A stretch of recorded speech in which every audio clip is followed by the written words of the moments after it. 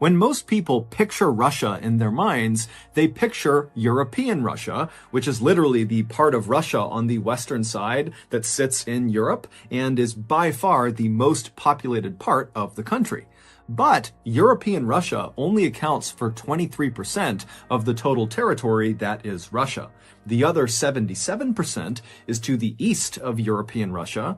It starts at the Ural mountain range and it extends all the way over 5 million square miles to the Pacific Ocean. And this vast, mostly forested expanse, which is 50 times bigger than the entire United Kingdom, is called Siberia. And Siberia is absolutely brutal.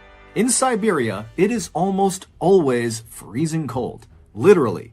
The average annual temperature across all of Siberia is 32.9 degrees Fahrenheit. So it is 0.9 degrees above freezing on average every single day. In addition to the extremely deadly weather that exists basically year-round in Siberia, Siberia is also home to a bunch of huge deadly animals, such as the brown bear, which is the same as the infamous grizzly bear in North America, the gray wolf, which by size alone makes virtually all other wolves look like little puppies. Gray wolves can grow to be nearly 200 pounds. And of course, there is the highly intelligent Siberian tiger, who is perhaps one of the only predators on Earth that is known to seek out and kill people for revenge. For example, in 1997, a hunter named Vladimir Markov was walking through a Siberian forest when he came face to face with one of these Siberian tigers, and he ended up shooting the tiger before fleeing,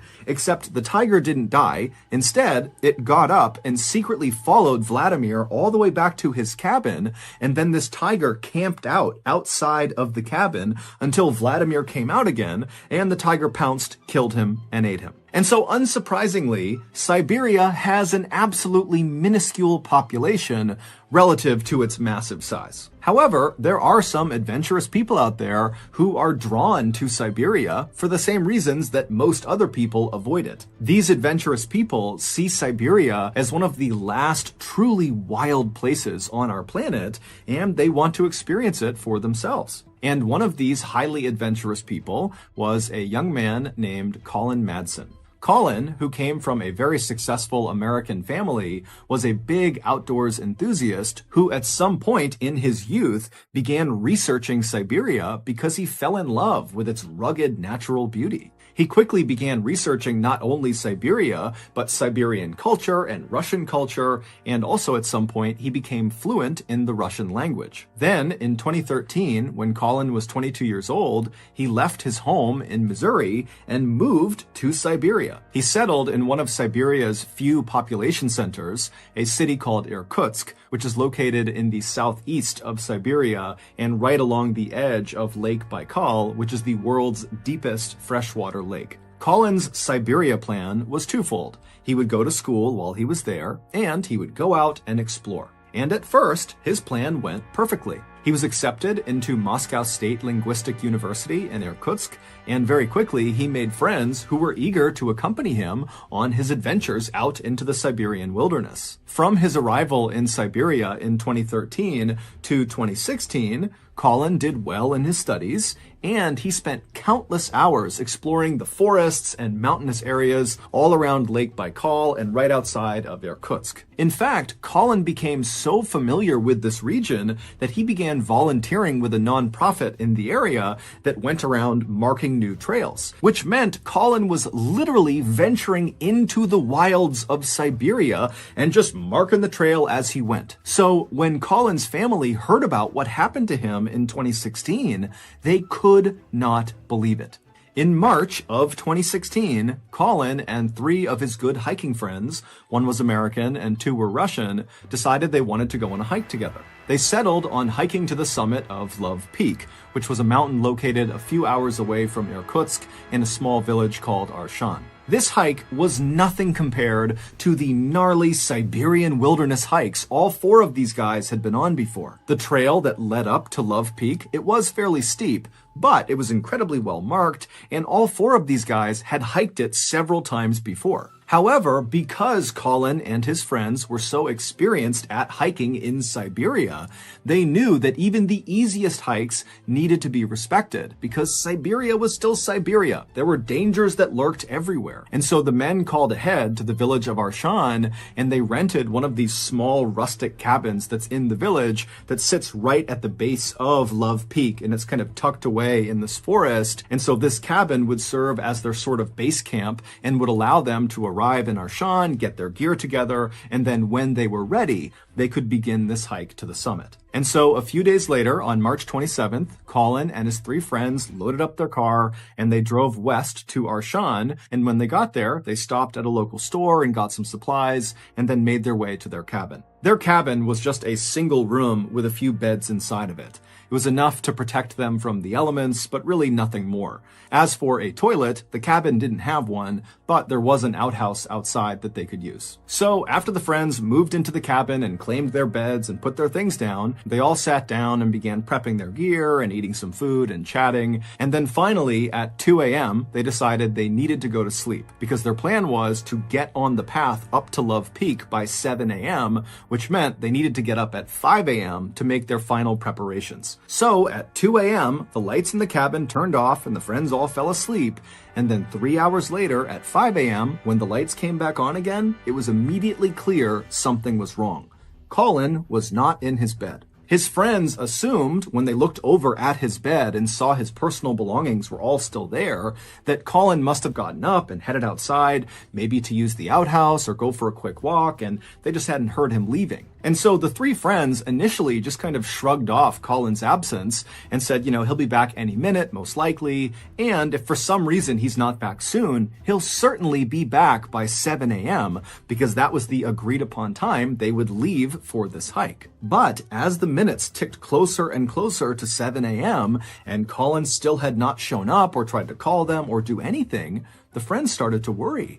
It just didn't make any sense that Colin would just get up and leave without telling them where he was going. Finally, at 7 a.m., when Colin still had not shown up and the friends' cursory search of the outside area near the cabin had yielded no results, they decided they had to tell someone. And so they wrote a note addressed to Colin and they put it on the front of their cabin door. And this note basically just told Colin, if you come back here and you see this note, know that we're looking for you. So stay put or tell someone you're here. And so after putting up this note, the friends left the cabin and they headed to the nearest police station where they reported Colin missing.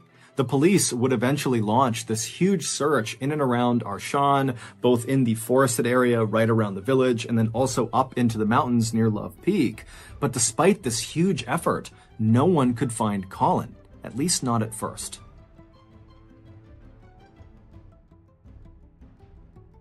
On Monday, April 4th, so 8 days into Colin's disappearance, a group of searchers were looking in the forest about 1 mile away from the cabin where Colin and his friends had been staying. And they look up ahead and they see there is this clearing and there's something in the middle of it. And so the searchers begin moving their way towards this clearing, ducking under branches and stepping over brush. And when they get close enough, they can see Colin is in the clearing. And Colin is deceased. He was laying flat on his back with his left arm extended out to the side and his right arm extended but closer to his body, and both of his hands were clenched in tight fists. And on his hands and his wrists were visible abrasions and cuts, which later would be determined to have most likely been caused from someone or something holding on to him, trying to restrain Colin. Colin also had visible abrasions and cuts on the front of his neck. Colin's clothing, which consisted of a long-sleeve thermal shirt, heavy pants, and hiking boots, were ripped and torn in several places. And interestingly, Colin was not wearing socks under his boots. Now that seems inconsequential, but Colin had had surgery on both of his ankles and had scar tissue on his ankles that if he didn't have socks on, those scars would rub against the inside of his boot. And he said it was very painful. So he always wore socks. Also, Colin's body showed virtually no signs of decomposition, and all of his wounds and abrasions looked, quote, fresh, according to medical personnel. In short, Colin looked like he had recently been in some sort of physical altercation, and whoever or whatever he was grappling with had eventually overpowered him and killed him. although it was not clear how he actually died. Russian authorities were very quick to suspect Colin's 3 friends who had been with him, but they were brought into the station and they denied having anything to do with Colin's death, and they all passed their lie detector tests. After that, Russian authorities quickly closed this case by concluding that, well, if his friends didn't do it, then that means Colin must have been high on drugs or drinking alcohol or both, and he just wandered out of his cabin and he got lost in the woods and he died of hypothermia. He froze to death. The end. However, Colin's parents just could not accept that as being what happened to their son. There were a lot of reasons for skepticism, but the main one was that Colin was an absolute expert at navigating this particular region of Siberia. And so the idea that he would leave his cabin for a quick walk or something and get so completely lost that he would die 8 days later seemed way too far-fetched. And so Colin's parents hired a US-based private lab to do a review of Russia's autopsy of Colin to give their opinion if the autopsy was accurate or not. And this US-based lab pretty much immediately found that the Russian autopsy was not remotely accurate. Number 1, Colin was not under the influence of alcohol or drugs. He was sober. Although technically he did have very small amounts of THC in his urine. THC is the chemical that is found in marijuana, but the amount was so little, it basically meant he had consumed the THC days before he went missing. And so he would not have been remotely affected by that small amount of THC in his system. Number 2, the lab determined that Colin almost certainly did not die from hypothermia. Instead, all signs pointed to Colin dying from being suffocated, meaning he was murdered. Someone crushed his airway or in some way restricted him from breathing, and that's what killed him. And 3, based on the lack of decomposition, the freshness of the injuries on Colin's body, and the lack of animal predation on his body when they found him, indicated that Colin did not just wander out of his cabin and immediately die somewhere in the forest. Instead, he was alive for most of the time people were looking for him, meaning when they found him, he likely had died within hours of being found. And so these findings by this US-based lab kind of create a general theory about what must have happened to Colin. After Colin left the cabin in the early morning hours of March 28th, maybe to go to the outhouse or to go for a quick walk, when he went outside, someone or something was nearby, and they either lured Colin to them or they straight up ambushed Colin and took him away. Now, we have no idea what happened to Colin after he was abducted, but we can safely assume that after being abducted and taken somewhere, he was alive, and he stayed alive for several days until on the 8th day of his disappearance, Colin was killed, likely by his captor, either at the spot where he was found, or he was killed somewhere else, maybe in the forest, and then moved to the spot where he was found. Many people believe it was the Russian government who targeted Colin, they kidnapped him, and they killed him. And their botched investigation into his death was actually a calculated cover-up. Colin had participated in at least one peaceful environmentalist-led protest in Siberia, and after the protest, Colin apparently got a written warning by the Russian police not to attend another protest. But why would Colin, who was just one of many people involved in these protests, be singled out by the Russian government and killed for his participation? And why would the government elect to kill Colin when he was with 3 of his closest friends who would immediately notice his absence? It just doesn't add up. Today, Colin's parents are still trying to figure out what happened to their son, but unfortunately, their son's case is closed in Russia, and so no one on the Russian side is talking to the parents or giving them any new information. And so as a result, they and the rest of us are left to wonder who or what was lurking in the shadows when Colin stepped out of the cabin that morning. And then where did they take him? And what did they do to him for nearly a week before they killed him deep inside of that Siberian forest?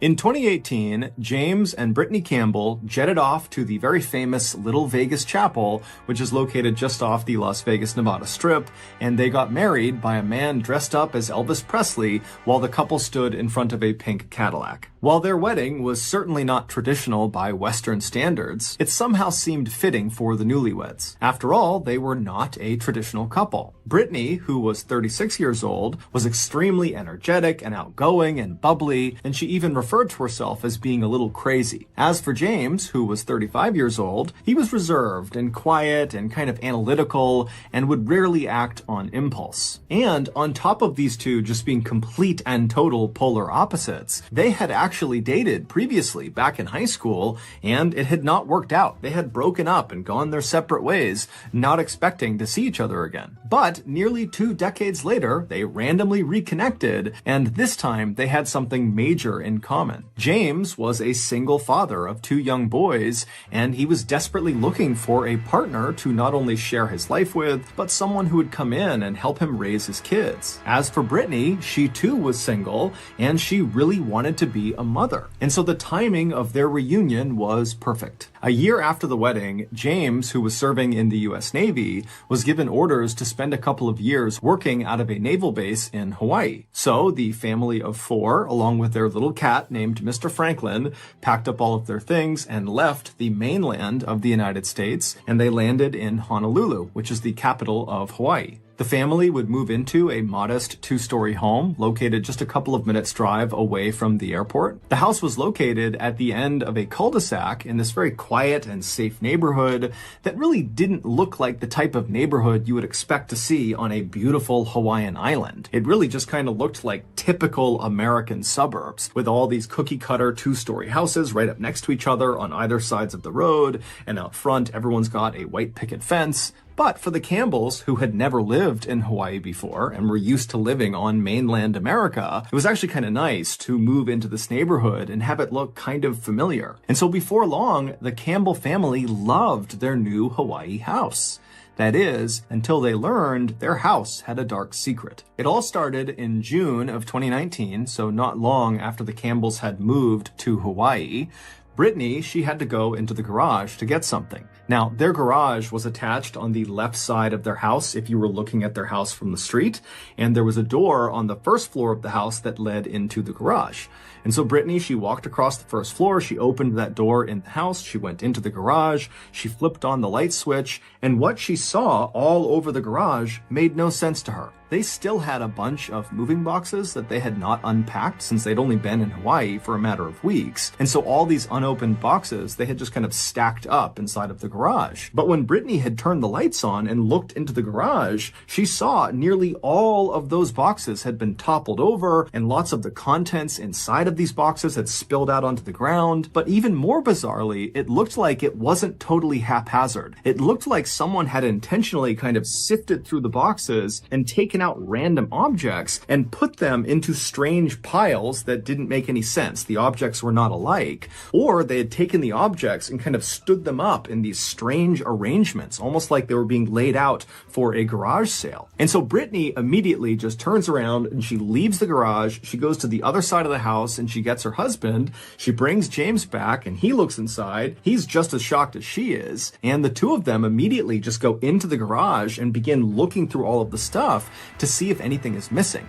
Now, it was pretty difficult to tell if something had been stolen, but they did have some valuable stuff that was in those boxes that had been pulled out and was lying on the ground, and that wasn't missing. And so that was a pretty good indication to James and Brittany that this wasn't a robbery. And so the only other thing they could think of would be that their 2 young sons must have come in here and been goofing around and pulled the boxes over, and so this is their doing. But when the parents confronted the 2 young sons, they said they didn't do it. Brittany believed them, but James didn't necessarily. He thought they could be lying about it, and if they were telling the truth, then, maybe one of their pets had gotten into the garage and caused all this chaos. They had purchased a dog when they got to Hawaii, so they had a cat and a dog. And so James was just being very dismissive of this whole garage incident and not taking seriously the fact that Brittany was really spooked by this. But regardless of how the family members felt about the garage incident, they all just kind of moved on because there really wasn't anything to do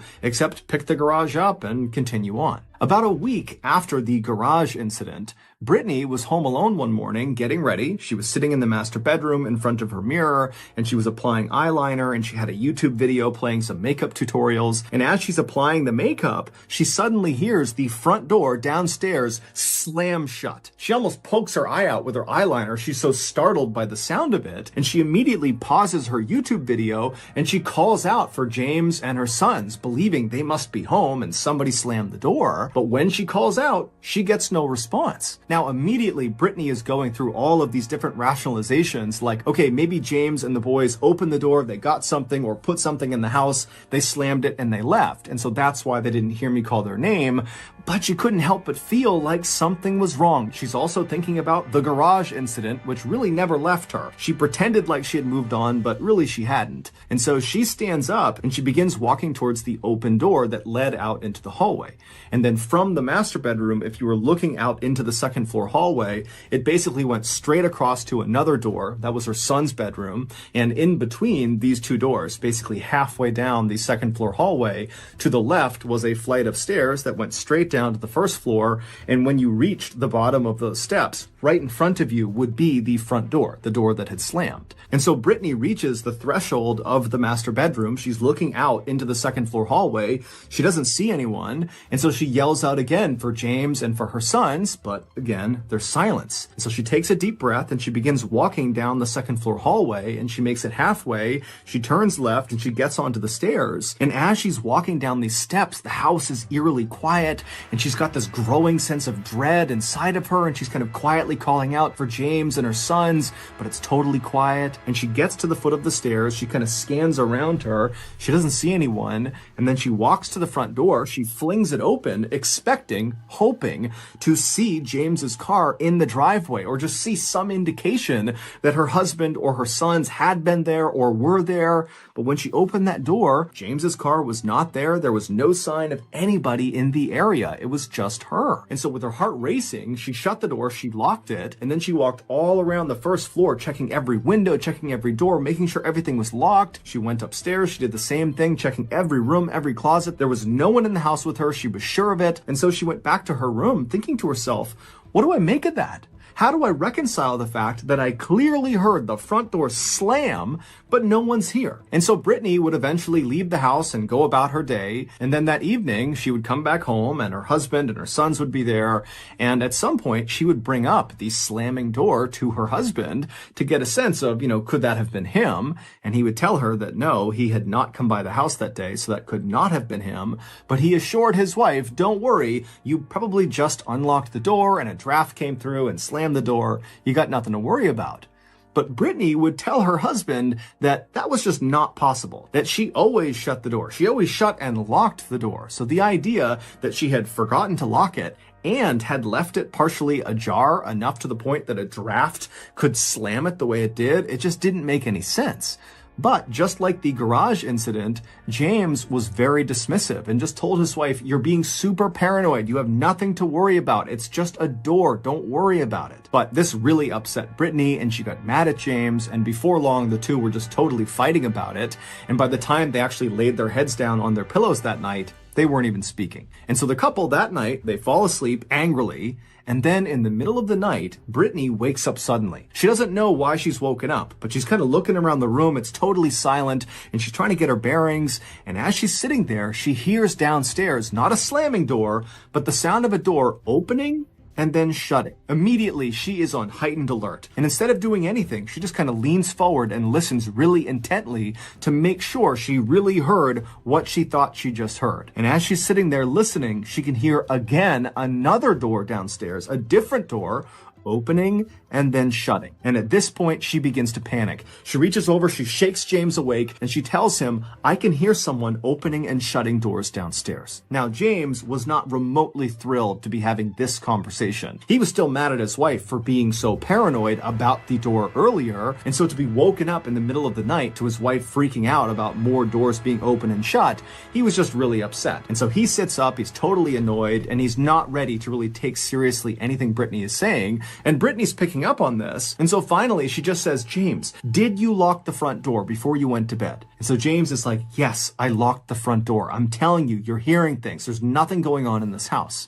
But Brittany was not convinced, and she says, you know what? You can think nothing's going on, but I'm going downstairs to make sure no one is in this house. And so Brittany would get out of her bed, she'd walk over to the open door that led into the second floor hallway, and as soon as she looked out, she didn't see anything, she didn't hear anything, and so very slowly she began walking down the second floor hallway until she reached the top of the stairs. And at that point, she turned and looked downstairs into the pitch black first floor. She was terrified, but she knew she had to go down there to make sure her family was safe. And so down the stairs she went, and when she got to the bottom of the stairs, she saw right away the front door was unlocked. Brittany's thinking, why would my husband tell me he locked the door if it's not locked? And so then Brittany's thinking, okay, my sons must have gotten out of bed and they must have unlocked the door. That's what I'm hearing. I'm hearing these doors opening and shutting because my sons are down here somewhere and they're the ones causing all this noise. And so Brittany kind of felt relieved for a second because this seemed like what must be going on. But after locking the front door and then searching the whole first floor, she didn't find her sons. And then when she went upstairs again and went into her boys' room, she found both of them were fast asleep in their beds. And when she shook them awake, they showed no sign of having been awake recently. They were totally groggy and could not have been running around the house just minutes earlier. And so now Brittany is terrified. She tucks her boys back in and she tells them, everything is fine. But then she hustles back over to the master bedroom with her husband and she tells James, the front door was unlocked and our sons were fast asleep. It couldn't have been them. But James continues to be very dismissive, telling his wife, you are totally overreacting, you're being paranoid, you're just hearing the sound of those doors because you're scared. There isn't any doors slamming in the house. And as he's saying this, their back sliding door downstairs that led to their backyard suddenly slammed open and then slammed shut. And as soon as this happened, James, who had been so dismissive and totally skeptical, he instantly changed and he looked at his wife and he said, you stay right here. And he jumped out of his bed and he ran out of the bedroom. A few minutes later, he would come back into the master bedroom and he would tell his wife that, the back door, it was unlocked, but it was shut. I'm sure you just forgot to lock it. And the same draft that is opening and shutting doors, probably opened and shut the back door too. So we got nothing to worry about. The house is locked right now. Let's just get in bed and go to sleep. And at this, Brittany is incredulous. And she says to her husband, you gotta be kidding me. There is something weird happening in our house. Doors are opening and shutting. We had that thing with the garage. You can't act like nothing is happening. And this, in turn, turned into a big fight. And so before long, the parents weren't even talking about who opened and shut the doors downstairs. They were just fighting with each other. And then eventually, they were just so tired that they gave up and they both went to sleep. For the next few weeks, nothing happened inside of the house. Brittany, though, continued to obsess over who or what had been causing those doors to open and shut, and then also, what happened in the garage, what caused all that stuff to fall out and wind up in these strange arrangements. Meanwhile, James continued to be unbelievably dismissive and did not want to talk about the potential for something strange happening in their house. But something strange would happen to just James without Brittany around, and that would be the first time that he would get really spooked.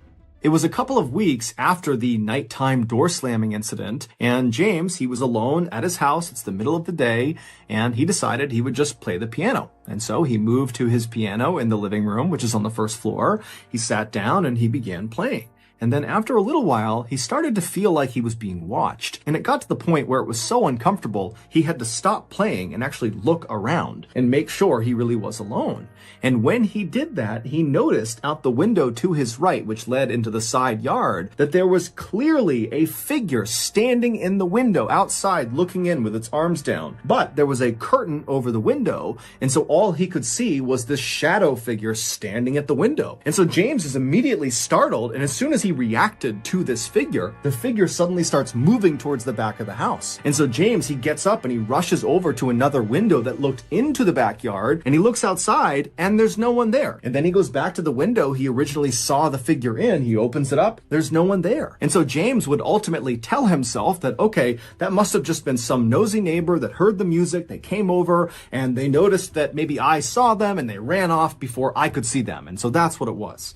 But deep down, what he saw in the window really shook him up. However, it would be the blanket incident that would finally push James to go from being dismissive and skeptical to admitting to his wife, we got a problem. It was not long after James spotted that dark figure outside of the window when he and his wife and his 2 kids decided they would head out to a movie theater to catch a movie. And so as they're getting ready to go, Brittany would say that she wanted to bring along a particular blanket that the whole family loved to use when they were sitting on the couch. She was going to bring that blanket with her to the movie theater to kind of cuddle up under for the movie. And so she would make her way into the living room and she would see the blanket was missing. It was not on the couch where it normally was. And so she would ask her husband and her sons if they had any idea where it was, and they would say, no, we haven't touched it. She would look all over the place, under the couch, in the living room. She went upstairs. She couldn't find it. And so finally they just left without the blanket. But when they came back that evening, there on the couch, folded up neatly, was this blanket. Everybody knew that blanket had not been there when they left. So how did it get there? For the next few weeks, the parents did their best to put on a brave face and tell their kids that everything was okay, but the parents and the kids were all terrified to be in that house. And that's because at night, the doors continued to open and shut. Their dog periodically would just start barking in the middle of the night for no apparent reason, and they would all get this awful sense that they were being watched all the time in their house. And so finally, by September of that year, the parents decided, we just have to get out of this house. We cannot be here. We need to take a break. And so they packed up their stuff and they flew to mainland America, where they stayed with some family for a week. On September 20th, they hopped back on a plane and they flew back to Honolulu.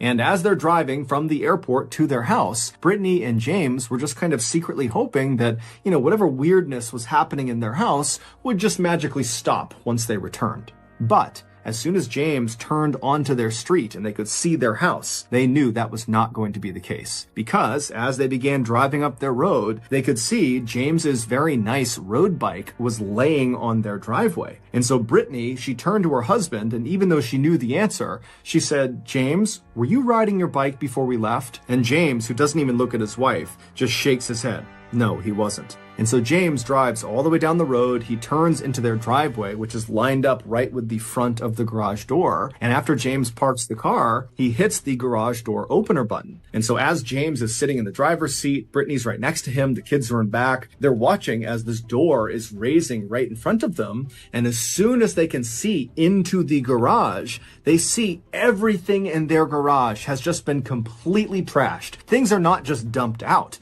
but things have been ripped apart and shredded as if a wild animal had been let loose inside of the garage. James immediately said to his wife, "We've been robbed." And then he hopped out of the car and then turned and told his kids, "You stay in the car, do not get out." And James, he went over to the side of the house and got a sledgehammer for protection and made his way to the front door. Meanwhile, Brittany would be on the phone with 911 to report that someone had broken into their house. A few minutes later, James was inside of his house and he saw the entirety of his house was just like the garage. It had been completely ripped to shreds. But amidst the chaos were those kind of strange piles of random objects, much like they had seen in that first garage incident where the things inside of the boxes had been stacked in kind of strange piles and arrangements. And so James is looking around his first floor and he's seeing stacks of coasters and books and electronics. But what really got James's attention was that on various surfaces, there were these medical vials of drugs or chemicals that were placed all over the place. And he knew that was not his family's. Someone had brought those vials into this house. James would make his way up the stairs to the second floor landing, and right away he could tell, the upstairs had all the hallmarks of being destroyed as much as the first floor. But when he went left and went into his boys' room, he saw that room was pristine. In fact, it had been cleaned. The boys' laundry was neatly folded on one side of the room. Their beds were perfectly made with military precision, and all of their toys and different things that were normally all over the floor were neatly put away in the places they should go. And so James would turn around and leave his boys' room in absolute astonishment, and he would walk across the second floor hallway into the master bedroom. And what he would find in there would make an already terrible situation much, much worse. The master bedroom was destroyed like the majority of the house and garage, except the top of their bed was not covered in junk. Instead, on their bed was this towel that had been neatly laid out, almost like a tablecloth. And laying on this towel, neatly spaced apart, kind of perfectly arranged, were a bunch of knives. And then next to the knives, still on the towel, was a laptop that the Campbell family owned, but they didn't use it. It did work, but it just kind of sat in the master bedroom. And this laptop was sitting on this towel, and it was open, but the screen had turned off. And so by this point, Brittany had come upstairs. And so Brittany and James, they walk over in horror to this layout on their bed, and they click the keys on the keyboard of their laptop, and it illuminates the screen and shows whatever was being worked on last. And it's this long, long Word document that neither of them made. They scrolled to the top of this document, and the document was titled The Omnivore Trials, and then below that it said, A Rehabilitation for Rat-like People. And then below that, the entire document was kind of like a diary. It was a whole bunch of observations about so-called specimens, and these specimens were very clearly the Campbell family. And these observations made about the Campbell family were very intimate. In fact, the only way to garner these observations were if you were watching the Campbell family right up close, almost on an hourly basis for days, weeks, months at a time. These observations ranged from what time the Campbell family liked to watch TV to what James and Brittany talked about behind closed doors in their bedroom, including their struggle to have a child, something they were not talking about to their family. But in this document, the author of the Omnivore Trials would talk about how the creature, which was referencing Brittany, needed to stop trying to have another baby and instead focus on the children she already had. Toward the end of this really lengthy document, the author of the Omnivore Trials came to a shocking conclusion that in order to rehabilitate these rat-like people, the Campbells, the author would have to perform several surgeries on the specimens. These surgeries were hand amputations and gender reassignment surgeries. And then after this conclusion, there was another note that detailed all the different surgeon tools the author would need to perform these surgeries, as well as a list of drugs and chemicals they would need in order to sedate these specimens before they performed these surgeries. And so after James and Brittany see this, they realize that those knives laying out on the towel were for them. Those were the knives that were going to be used for the surgeries. And all those weird vials, those medical vials they saw all downstairs, those were likely the drugs that would be used to sedate them so they could go under the knife. 15 minutes before James and Brittany went into their house and discovered the knives, the medical vials, and the laptop, James grabbed that sledgehammer and walked to the front door while his wife called 911. And so James, he gets to the front door, he puts his key into the lock, he unlocks it, and with the sledgehammer in one hand, he attempts to push the door open. But despite the door being unlocked, he can't open it. There's resistance behind the door. And so James kind of gets down and he presses as hard as he can into the door with his shoulder until finally it opens up just a crack and James can see into the house. And so James, as he's pressing the door barely open, he's staring into this crack, trying to make out what's going on inside of his house. And then suddenly a set of eyes meet his from behind the door. And before James can do anything, this man that is standing inside of his house says to James, "This is not your house," and then proceeds to put the door shut on James. James, in an adrenaline-fueled fury, smashed the door open, grabbed this guy, and yanked him out of the house and threw him onto the front yard. And then James, with his sledgehammer, would stand in front of this guy between him and his kids and his wife, and he would say, "If you go anywhere, I'm going to have to attack you with this." But the intruder, this guy, whose name was Ezekiel Zayas, he was a 23-year-old young man, he would just stand on the Campbell's property, staring directly at James, unblinking. And then a couple of minutes later, the police would show up and Ezekiel would not put up any fight. He would be arrested and he would be taken away. It was after he was gone that James and his wife would actually go into their house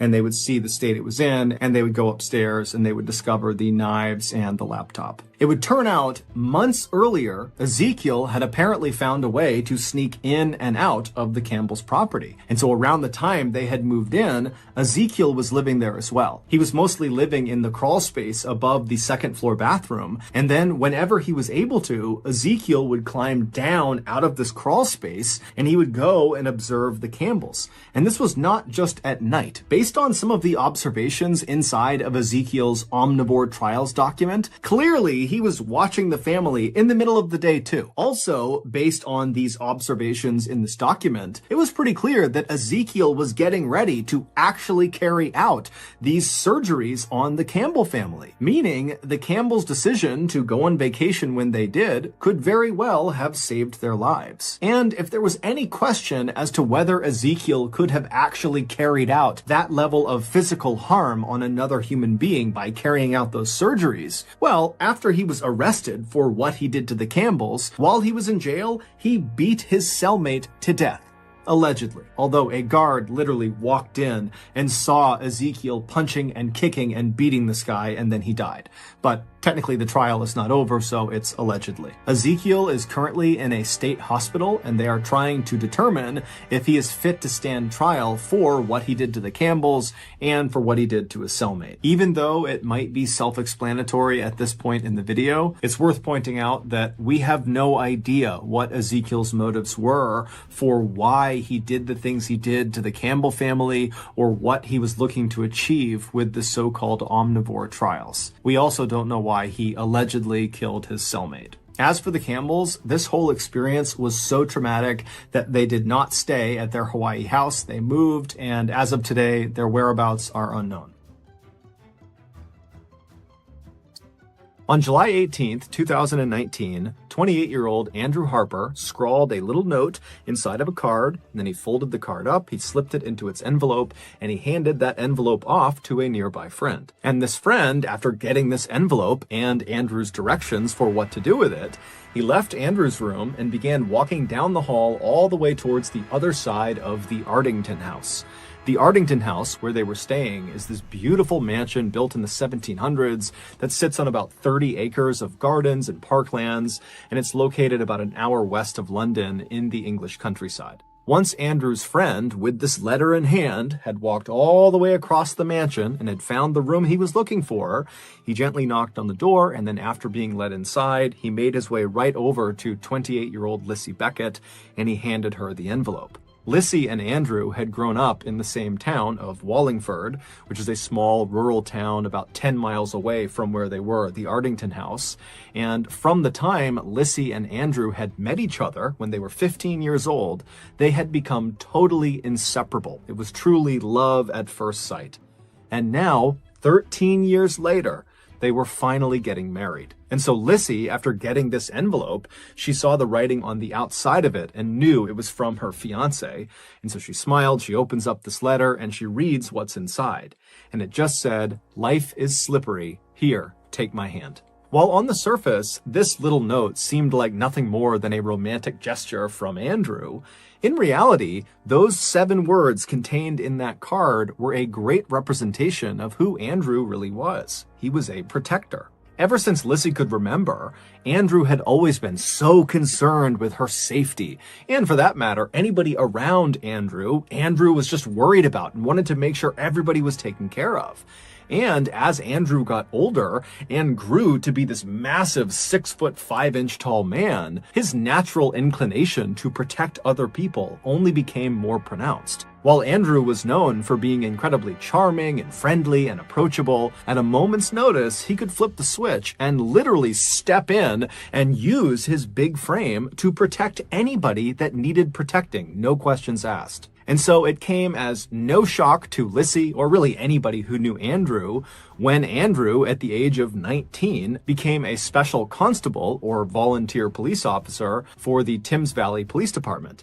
This police department was the same one that oversaw Wallingford, where he and Lissy had grown up, and also the surrounding areas. And just a year after becoming a special constable, Andrew had done such an amazing job that he was hired on by the Thames Valley Police Department to be a regular constable, so a full-fledged police officer. And over the following years that he was a regular constable, Andrew's hard work and dedication would quickly make him one of the most well-respected and well-liked police officers on the force. In fact, just a few weeks before he sent off that letter to Lissy on the day of their wedding, Andrew had been promoted. He had been assigned to the road policing unit within the Thames Valley Police Department, and what that meant was, in addition to a host of new responsibilities on a day-to-day basis, Andrew would now become one of the police officers who would immediately respond to any emergency call that came in. He was basically a front lines police officer now. And so, of course, this meant Andrew's job just became a lot more dangerous, but for Andrew, that didn't matter at all, because to him, the most important thing was protecting people in need. And so this promotion just gave him a bigger opportunity to do that.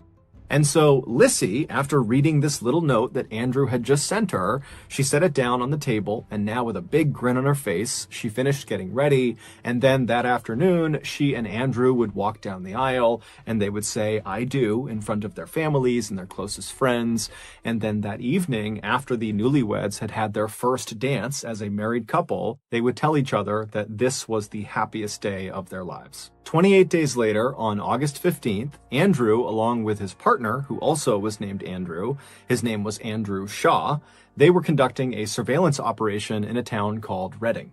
Reading is a town about 30 minutes south of Wallingford. Just after 11 p.m., the men finally decided it was time to shut down their operation and head back home.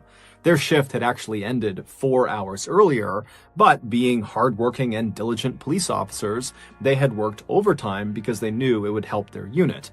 But now at 11 p.m., they were totally exhausted, and so as they're kind of yawning and packing up their things, Shaw, who was driving, would fire up the engine of the unmarked BMW car they were in, and then once it was on, he would pull away from the curb, and they would start heading north.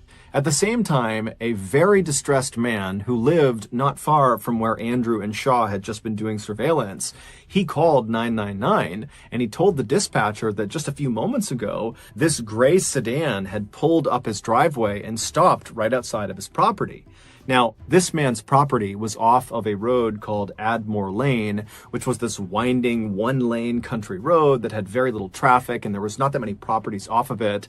And so for anybody to pull on to this man's property would have caught his attention, let alone a car pulling onto his property in the middle of the night. And so as soon as the man had seen these headlights coming up his driveway, he had gone to the window and watched, wondering, what is this person doing? Had they turned onto the wrong property? Are they going to turn around and leave?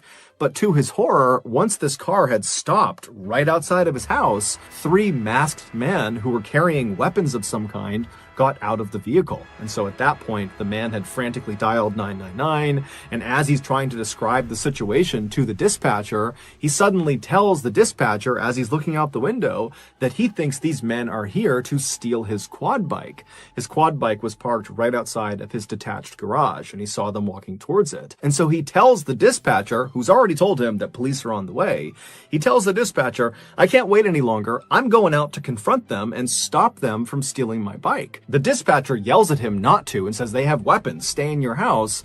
But this guy's not listening, and so he runs to his front door, he opens the front door up, but by the time he's looking outside, the gray car, the 3 masked men, they're all gone, and so too is his quad bike.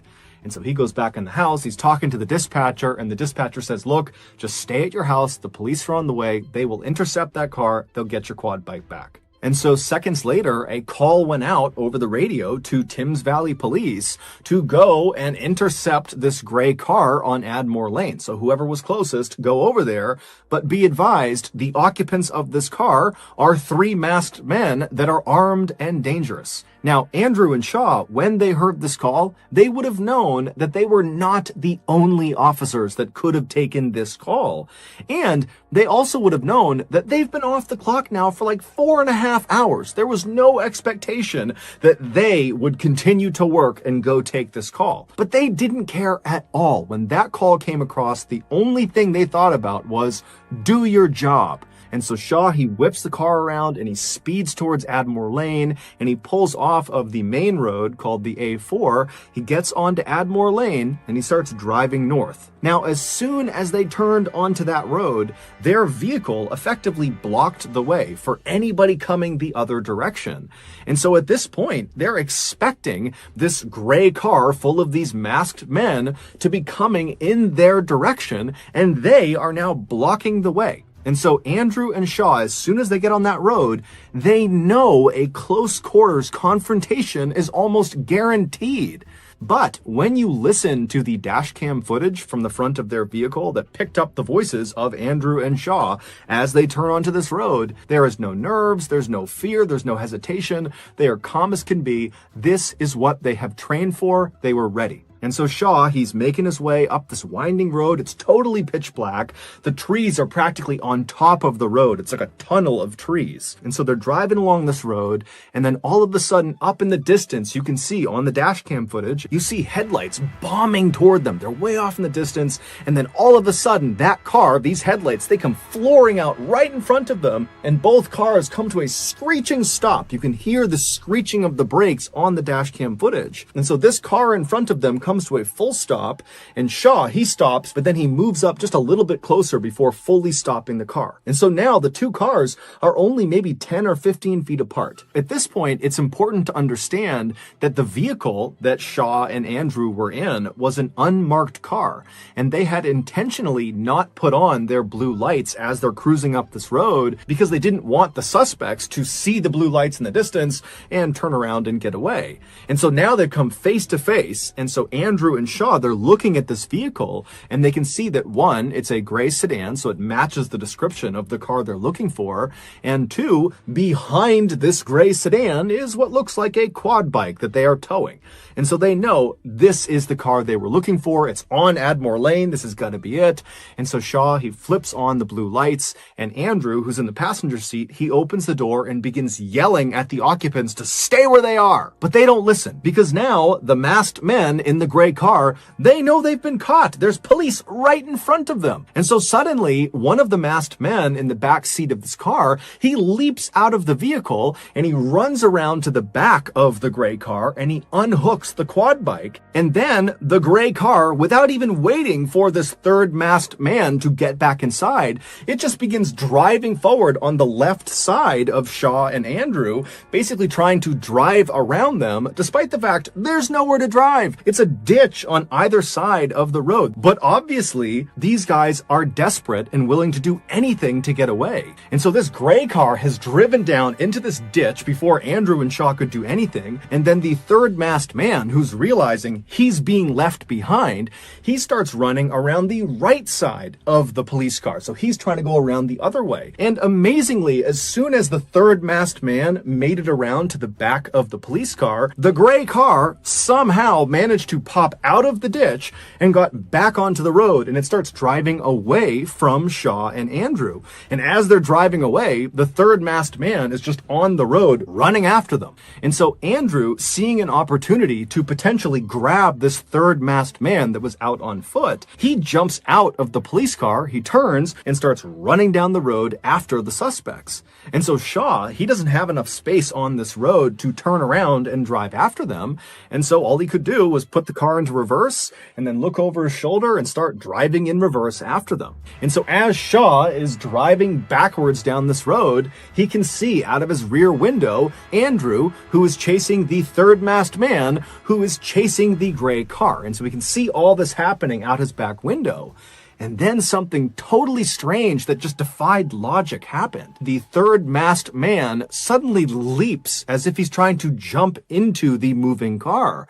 And at the same time, Andrew, who's closed the distance on him, kind of lunges for the third masked man. And then just as suddenly as these two maneuvers have happened, both men just vanish, and then the gray car just drives away and disappears. And so Shaw, he's watching this happening and he has no idea what he's just witnessed. He's thinking, where did Andrew go? Where'd the third masked man go? What's happened? But he still can only drive in reverse. And so he's just driving. And then finally he reaches a point in the road that's just wide enough that he's able to turn the car around. And as he's doing that, you hear over dispatch that someone is asking Shaw, what's going on? Where are you? And all Shaw is able to say is, my partner, Andrew, has gotten out of the vehicle and I lost him. I don't know where he is. And so after Shaw has turned the vehicle around, he begins driving, now facing the proper direction. And as he's driving down this creepy dark road, you don't see anything. It's eerily quiet. Andrew's nowhere to be found. The car is nowhere to be found. The third masked man, there's no one. And so Shaw is just driving down the road, hoping that as he makes one turn or the next, he's gonna see his partner just kind of running on the road somewhere, but he doesn't. But as he's driving along, what Shaw didn't realize was that there were things in the road that belonged to Andrew. They were kind of small, so he didn't see them, but the footage would later reveal that it was almost like there was this trail of Andrew's things kind of littered all over the road. There was his wallet, then there was his badge, then there was his license and other ID cards, and then there was his glove, and then there was this piece of plastic that looked like it belonged on Andrew's vest. And then a little farther down the road, because Shaw is still driving and scanning for his partner and scanning for anything, and there's just nothing. As he's driving along, he would, in real time, notice something of Andrew's, and it was Andrew's stab vest that he wore over his chest. And so he stops the vehicle and he gets out, and again, he's on this totally pitch black road where it's weirdly quiet, and he's walking up and he grabs the vest, he comes back into his vehicle and he puts it down inside of his car, and at this point, over the radio, people are asking Shaw, what's going on? Where are you? And you hear in Shaw's voice a bit of panic as he's like, I've found Andrew's stab vest. It was on the side of the road. And he can't make sense of that. He has no idea why it's there. And dispatch, they don't know what to make of that. And so Shaw just continued driving down this road, thinking to himself, what's happening here? Meanwhile, less than a mile away at the end of Admore Lane, where it joined up with A4, which is where Andrew and Shaw had originally come in, two other Thames Valley police cars had arrived at that intersection. They had gone there specifically to try to intercept this gray car as they fled. And so they're sitting at this intersection and they're looking up Admore Lane and they see headlights bombing towards them. It's the gray car, and the gray car comes speeding out onto A4. It makes a hard turn and it speeds away from these two police cars. And so one of these two police cars that were waiting out on the A4, one of them takes off following the gray car. But the other police car, they stay right there because unbelievably, they had just spotted Andrew.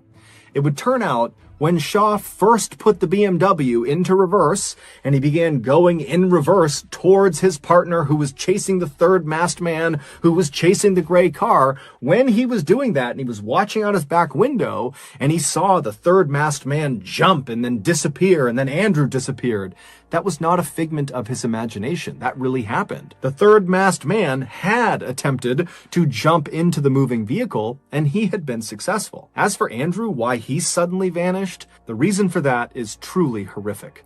The three masked men were 18-year-old Henry Long and 17-year-olds Albert Bowers and Jesse Cole.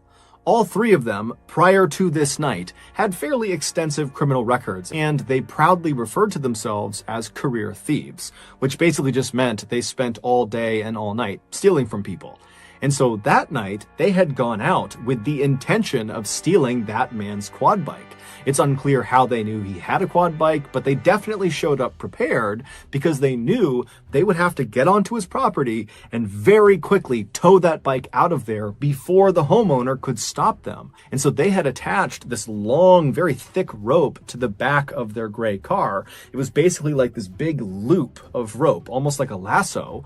And so when they pulled up onto that man's property, they backed up to the quad bike and they looped that stretch of rope over the handlebars of this quad bike, and then all three of them piled back into the gray car and they sped off with the quad bike in tow. But when they were on Admore Lane and came face to face with Andrew and Shaw and realized those are police officers and were caught, the third masked man, aka Jesse Cole, he hopped out of the gray car, he ran around to the back, and he unhooked the loop of rope from this quad bike, ditching the quad bike by the side of the road so that it would be easier for the gray car to make their getaway. And so once it was free, the gray car kind of took off without Jesse. And so Jesse ran around the cop car, but Jesse would get back up to the side of the gray car and he would leap into the window. And as soon as he was inside, and Henry, who was driving, he knew he was inside, so they're all good, Henry hit the gas.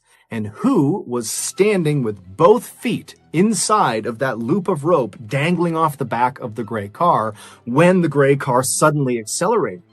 Andrew Harper. Andrew was swept off of his feet as the rope grabbed onto his legs, and so his head came back and smashed into the ground, and then he was dragged for 91 seconds at an average speed of 42.5 miles per hour down Admore Lane. It was only after he had been dragged for over a mile, whipping violently side to side, smashing not only into the ground, but into trees and fence posts and shrubs, just getting destroyed on this road, that finally, when they pulled off of Admore Lane and got onto A4, that turn swung Andrew around and he smashed into a curb that dislodged him from the rope and sent him careening into traffic. At that point, one of those two police cars took off after the gray car in pursuit. But the other car, they saw Andrew as he was thrown off the back of the gray car and launched onto A4. Now, initially, they actually thought that the suspects were just hauling a dead deer behind them because it looked like a bloody deer carcass was dangling behind the car. But when they ran up to see what it was, they saw it was their colleague. It was Andrew. And so immediately they tried to save his life. But Andrew's injuries were catastrophic. He had been destroyed. And so Andrew Harper would die at 11:45 p.m. on the side of the A4, about 20 minutes after he and his partner had so selflessly agreed to go after this car despite the fact they didn't have to. The three killers were arrested about 1 hour after Andrew had died. A police helicopter had spotted their car parked amongst some buildings about 4 miles away from where Andrew was found. During their trial, the three teens would say they had no idea that Andrew was attached to that tow rope as they sped down Admore Lane. This is despite the fact that the prosecution, they went out and recreated the exact scene that played out on Admore Lane. They used the same car, they used the same tow rope, and they used a very lifelike dummy that was the same size as Andrew Harper. It was 6'5", 200 pounds, and they strapped it on the back of the car, and they drove the same mile stretch to see what it would be like to drive with Andrew attached to the back. And these experts that went through this recreation over and over and over again, they said the same thing. It was nearly impossible to drive the car because as soon as the dummy would start to shift one way or the other, it would tug and pull on this little gray car. And so handling this car would have been a nightmare, not to mention the fact that the sound of Andrew grinding against the cement and smashing into trees and posts would have been extremely loud. And so the prosecution attested that there was absolutely no way that those three teens wouldn't have known that there was a person connected to the back of their car. Also, the prosecution said that all along Admore Lane, they found blood on both sides of the road, high up into bushes and on trees, indicating that as Henry had driven along with Andrew behind him, he must have been swerving violently side to side, most likely, at least according to the prosecution, to try to dislodge the person that was stuck on the back of his car. But the three teens never changed their story. They also never once said they regretted what they did. They showed absolutely no remorse. And when the verdict was read, and these three teens were not found guilty of murder. They were found guilty of manslaughter, but everybody knew that was significantly better because the sentences were so much shorter. When that verdict came back, these three teens were punching the air and cheering and laughing, just making a complete spectacle out of it. And then after being led out of the courthouse with the devastated family of Andrew Harper basically watching them, they were smirking and smiling at the cameras and waving and just treating the whole thing like it was one big joke. Still to this day, none of them have apologized or expressed any regret or remorse about what happened.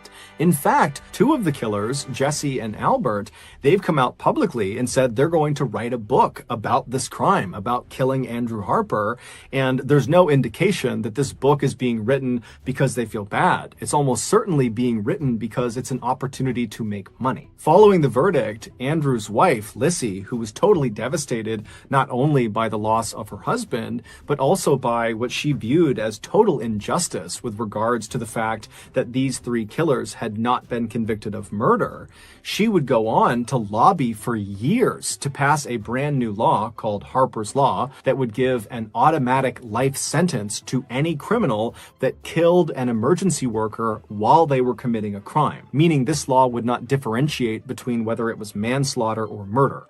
If you killed an emergency worker while committing a crime, you're going to jail for life. And this year, Harper's Law was passed. However, it will have no effect on the sentences of Andrew Harper's killers. Henry would be sentenced to 16 years in prison, and the other two, Albert and Jesse, would be sentenced to 13 years in prison each. All three of them will be eligible for parole by the time they are 28 years old, which is the same age that Andrew was when they killed him.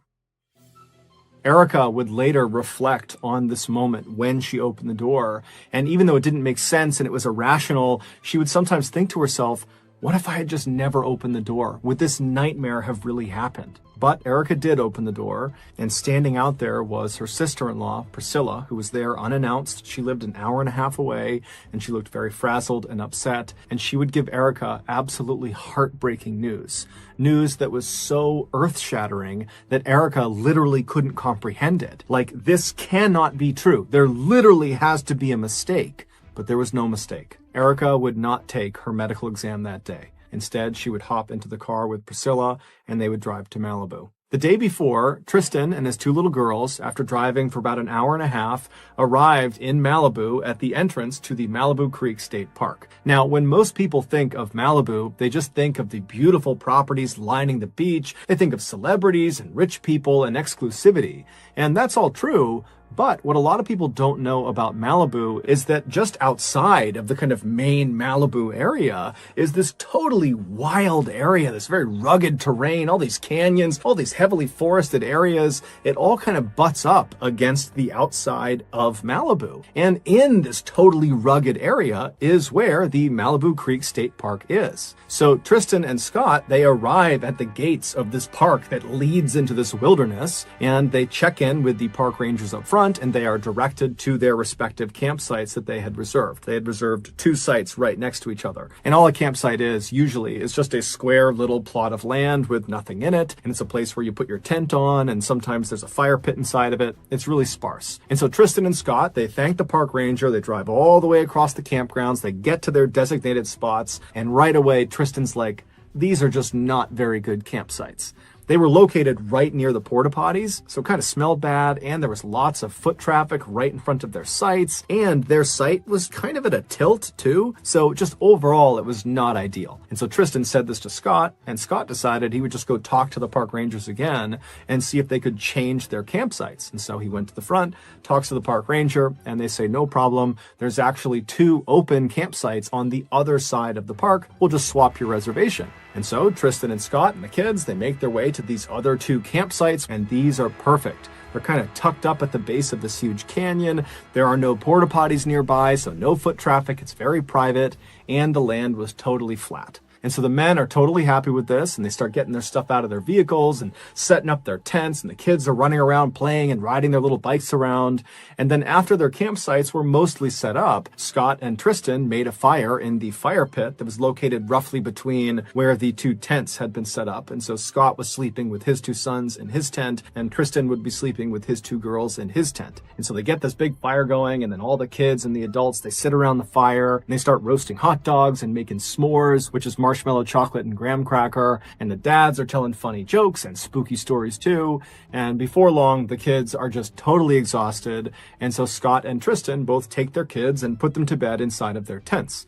And then after the kids are tucked in, the two men come back to the fire, and Tristan, who had packed pre-made cocktails, he pulls those out and he shares one with Scott. And then the two men just enjoyed each other's company, sat around the campfire, chatted for a while. It was mostly Tristan talking about his upcoming move to San Francisco, but Scott was happy to just listen. And then at some point, the two men were just totally exhausted, and they decided it was time for them to go to bed. And so they put out the fire. Scott would hug Tristan and tell him that he loved him, and then the two men would leave the campfire and go to their respective tents. As Scott climbed into his tent with his two sons, he turned and looked out the open flap of his tent across the fire pit towards Tristan's tent, and he saw Tristan climb into the tent with his girls. And so after he sees Tristan get into his tent, Scott zips up his own tent and he lies down, and within 10 or 15 minutes, Scott is fast asleep. Just before sunrise the next day, so around 4:45 a.m., Scott suddenly woke up. He thought he heard a loud sound, but he couldn't place the sound. And so he's just laying there. It's still dark outside. And as he's kind of getting his bearings, he realizes one of Tristan's daughters is crying in her tent. Now, this was not cause for alarm necessarily, because Scott just thought, whatever she was upset about, Tristan would certainly calm her down any minute and she'd be okay. But as Scott was laying there with his two sons sleeping right next to him, Tristan's daughter just continued to cry. Now, Tristan was a famously heavy sleeper, and so Scott was thinking, okay, he just must not be awake, and so that's why he's not able to comfort his daughter. And so Scott would carefully get up, he'd unzip his tent, he'd be careful not to step on his sons. He went outside, and outside it's cold, it's dark, he cannot see inside of Tristan's tent. There's no windows on it, and so he just walks over, and by the time he gets to the tent, he can hear clear as day Tristan's daughter is still crying. And so Scott kind of loudly but still whispering says, "Hey, Tristan, wake up." But Tristan doesn't wake up. And so with Tristan's daughter still crying right on the other side of the nylon of this tent, Scott decides to just open the tent up and look inside. And so he walks around to the front of the tent, he unzips the tent, and he looks inside. Now, it's too dark, he can't really tell what he's looking at, but even with the minimal light, he could tell that Tristan was clearly still sleeping right in the middle of the tent, and positioned on either side of him was his 2-year-old daughter and his 4-year-old daughter. And from the looks of it, the 2-year-old was crying, and the 4-year-old, who was also whimpering, was doing her best to comfort the 2-year-old. And so Scott's looking in, wondering what's going on, when the two little girls, they turn and look up at Scott, and when they see him, they just start saying, "Wet, wet, wet." Now, Scott doesn't know what they're talking about. He's starting to get a little bit flustered because he thinks something's wrong, and so he reaches in and just starts shaking Tristan, saying, "Hey, wake up." But as soon as he did that, he could tell Tristan's not sleeping. Tristan is dead, and his two little girls are sitting in a pool of his blood.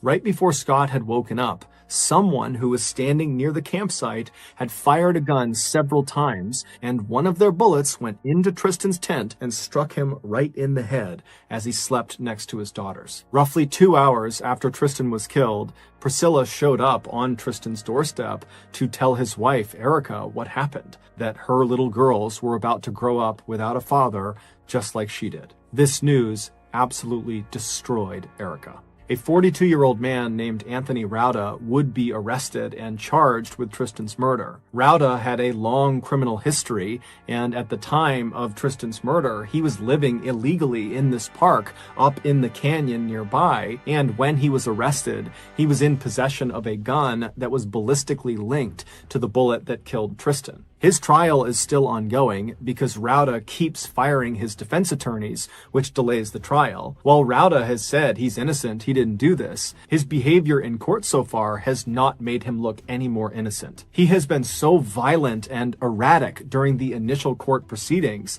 that when he goes into court, they have to strap his wrists and his legs into a chair and put what's called a spit hood over his head, which prevents him from spitting on people and biting people. Assuming he was the shooter, that he was responsible for shooting Tristan, which most people believe he was, and there really is an enormous amount of evidence that supports this, but again, his trial is still ongoing. But if we assume he was the shooter, the theory is it was completely random. He did not know Tristan.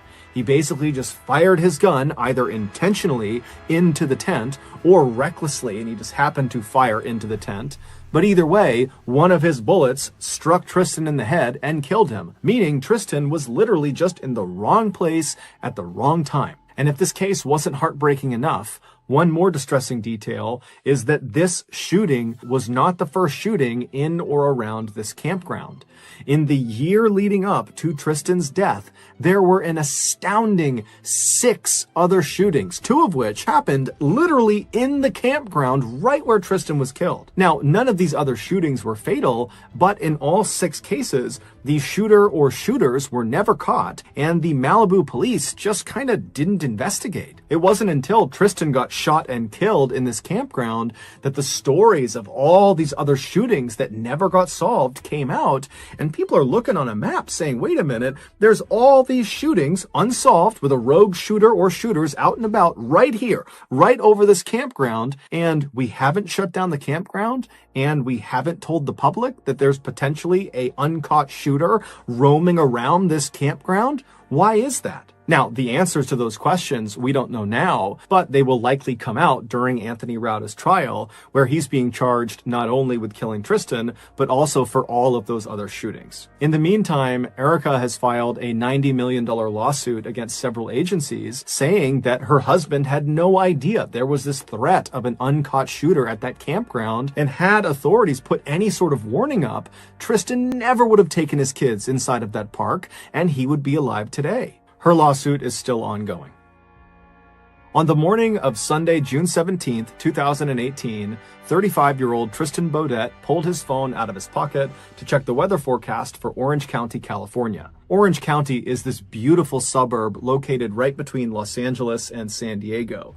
And this beautiful suburb is where Tristan and his wife, 36-year-old Erica Wu, and their 2 young daughters, aged 2 and 4, called home. And on this day, which was Father's Day, Tristan had gotten up early to check the weather to make sure it was going to be clear that day, because he really wanted to take his family out for a fun beach day to celebrate his holiday. And he was in luck, because when his app loaded, it showed that Orange County was going to be beautiful and clear all day.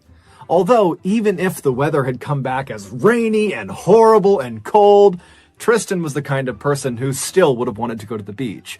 Because for Tristan, anything outdoors was really awesome. That was his happy place, being out in nature. Whether it was going to the beach or going hiking or camping or just throwing a frisbee around outside, he didn't care. If he was outside, he was good with it. And even though his daughters were still very young, they both already had totally fallen in love with nature, just like their dad had, which made Tristan just so happy, because now he had these 2 little sidekicks that would go with him on all of his outdoor adventures. As for Tristan's wife, Erica, she did love the outdoors, but maybe not as much as Tristan did. But that was okay with Tristan, because all he would do is make little adjustments to his adventures to make it more bearable for Erica. Like whenever they went camping, Tristan would totally rough it in a tent right on the ground, but he would bring along a big full-size blow-up mattress for his wife. And this was something that Erica just adored about Tristan. Not that he literally waited on her hand and foot, but rather that Tristan just kind of went with the flow. If his wife wanted a blow-up mattress, that was fine. You know, it didn't matter to him. That was just who he was. He didn't judge people. He was at peace with the world. And in fact, it was that character trait that had originally attracted Erica to Tristan. Erica had met Tristan back in high school when some mutual friends had set them up. Tristan didn't have a date to a dance at his school, and so the friends were kind of like, Erica, go with him. And so Erica would agree to go. And on the night, she actually met Tristan for the first time. She's laying eyes on him for the first time. He was a sight to behold. The summer prior, he had sprouted up like 4 inches or so. So he's super tall, but his body hadn't quite filled out yet. So he's super lanky looking, and he was totally overdressed for this dance. He had on this full tuxedo, and he was not remotely self-conscious. He was only psyched to have a date to this dance. And during this dance, Tristan would just totally rock that tuxedo in all of his gangly glory, as if this tuxedo was made for him. And he would really try hard to make sure that Erica had a good time with him, and she totally did. And so after this dance was over, the pair was inseparable. Erica would go on to study at Stanford and would become an OBGYN doctor. As for Tristan, he would become this wildly successful, widely published scientist with a patent related to vaccine same delivery. However, in typical Tristan fashion, he didn't care at all about his resume. It didn't matter that it was completely stacked. I mean, on paper, this guy was just unbelievable. But Tristan never changed his personality. He never changed anything about himself. In fact, his scientist colleagues, who adored him, they used to think it was hysterical that this brilliant chemist who was on the cutting edge of various cancer treatments and all this crazy research, that guy was actually this big mellow type person who wandered around the lab and started most of his sentences with, "Dude." By early afternoon on that Father's Day in 2018, Erica and Tristan and their 2 little girls had made their way to a local beach, and Erica had found herself sitting in a beach chair reading a book, and Tristan and the girls had set up a sunshade right down where the water broke, and they were digging in the sand. And so over the course of that afternoon, Erica, she's reading her book, and periodically she would look up and she would see Tristan and the girls digging in the sand or making sand castles. And then at some point, Tristan and the girls, they would get up and abandon their dig site, and they would run into the water, and then they would run back to shore right as the waves were breaking, trying to kind of escape the waves. And the 2 little girls thought this was so much fun, and they were laughing hysterically and screeching with excitement as the waves crashed at their ankles. These are tiny little waves.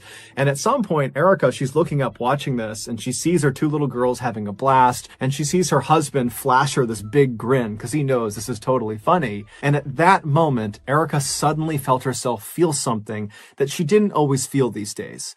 And that was just contentedness, happiness. Tristan, because he was this totally laid back guy, he was able to just kind of enjoy life as it came to him. But Erica, she couldn't do that. She was a constant worrier, and that was largely because when she was just 8 years old, she lost her father. And it was this totally traumatic experience that really upset her childhood. It was just devastating for the family. And so ever since then, she had developed this very real paranoia that no matter how good her life was, that at any second it was going to be ruined by something horrible happening to her. But as she sat in this chair, watching her husband smiling at her and seeing her kids playing with him, it was just this perfect moment. And so Erica would put the book down and she would get up and run into the surf to be with her family. Little did she know, something horrible was about to happen.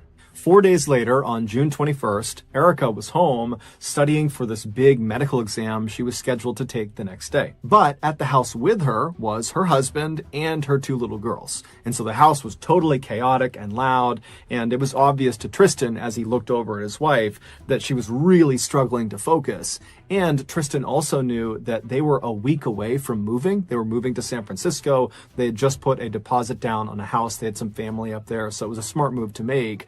But they still had a lot to do for this move. And so Tristan's looking at his wife knowing that, the stress levels have got to be through the roof for her. And so Tristan decided he would just take the girls and head out for the weekend to make sure Erica had the time and space she needed to prepare for this test, and also just maybe to be alone and have some peace and quiet. And so Tristan made a couple of phone calls, and then after he was done, he talked to Erica and he told her that he had just made reservations at this campsite up in Malibu, California. Malibu is another beautiful Southern California town located about an hour and a half north of Orange County. It's where a lot of celebrities live. It's a very rich part of California. And he tells Erica that he had made reservations in this campground that's out there, and that he had called his brother-in-law named Scott, who had 2 young kids himself, ages 3 and 5, and they were all going to go there together and spend the weekend at this campsite. Now, Erica was very thankful for her husband for being willing to do this because she did need the time and space to study, but she immediately was just concerned about it because,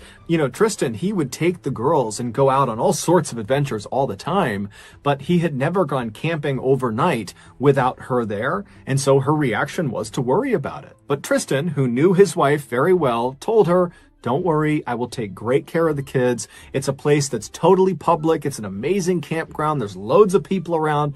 It's totally safe." And so eventually Erica was convinced. And so Tristan began packing the car with all the camping supplies and the kids' toys and the kids' bikes. And as he's doing that, and the girls are really excited about this camping trip, Erica still found herself thinking, I hope they cancel this trip, because she just couldn't help feeling like something bad was about to happen to them. But Tristan did not cancel the trip, and after the car was all packed and the girls had been tucked into their car seats in the back seat, Tristan kissed Erica goodbye and said he would see her in a couple of days, and good luck on your test tomorrow. And with that, Tristan hopped into the car, he backed out of the driveway, and Erica watched as he pulled up the road and headed north towards Malibu. After studying well into the night, Erica finally went to sleep, and then the next morning, she got up early because she was nervous about the test, she was anxious about her husband and her kids, and so she's up early and she's getting ready, and as she's getting ready, she hears a loud knock on the front door. She looks at her clock and she sees it's 6:45 in the morning, and there was no reason for anybody to be knocking on her door that early in the morning, maybe unless it was Tristan, but he wouldn't be knocking on the door, he'd just be coming inside. And so apprehensively, she walked out of her room and went to the front of the house, and then she opened the front door. And as soon as she saw who was standing there, she knew something was wrong. On or around June 10th, 2021, Jennifer Buell and her two sons, 12-year-old Charlie and 7-year-old Johnny, touched down at Cancun International Airport in Cancun, Mexico. The family, who lived in Philadelphia, Pennsylvania, was there for a nice long vacation during the kids' summer break, which had started just a few weeks earlier. After getting off the plane and getting their luggage, the Buell family made their way out of the airport and they hopped on a shuttle that brought them to their resort. They were staying at Club Med Cancun, which is a very popular all-inclusive family resort that's located right at the tip of the Riviera Maya. And the Riviera Maya is just stunningly beautiful. It's this stretch on the western side of the Yucatan Peninsula in Mexico that's basically all white sand beaches and beautiful clear turquoise water. But Club Med Cancun's fabulous location was not the only reason why families loved going there so much. Club Med, the huge hotel company behind this particular resort, is known for their gentils organisateurs. They call them GOs for short, and basically these are staff members employed by Club Med at all of their locations everywhere in the world whose sole job is to make sure the guests staying at their hotels have a truly unforgettable experience. And so these really friendly GOs are always walking around these hotels and talking to the guests and pointing them to the different places they can go within the hotel, and they encourage the guests to interact with each other and to participate in resort activities.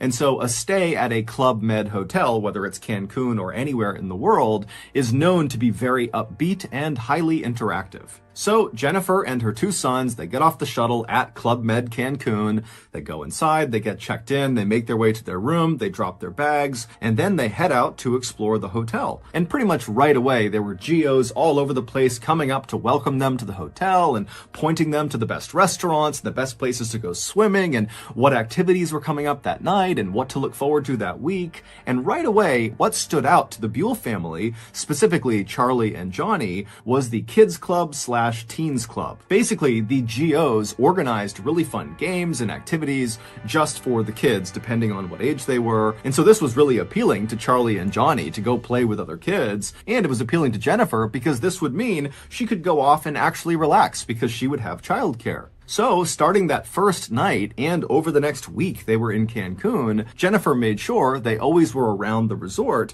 so that the boys could just take off and go hang out with this kids club, teen club whenever they wanted. And so the routine that the Buell family adopted over the course of their vacation was they would get up early, they would go to the white sand beaches right outside of their resort, and then after coming back to the resort, Charlie would almost always cut loose and go hang out for the rest of the day with the kids in the teen club, kids club, and Johnny, he mostly stayed with his mom, but over the course of the day, he would leave and do one-off activities with the club. And then at 9:15 p.m. at night, the trio would always link up on the pool deck and they would make their way in to see one of the shows that the GOs were putting on, ranging from comedy sketches to circus tricks. And so all in all, the Buell family vacation to Cancun, Mexico was really going as well as it could have been, until a simple game of hide and seek changed everything.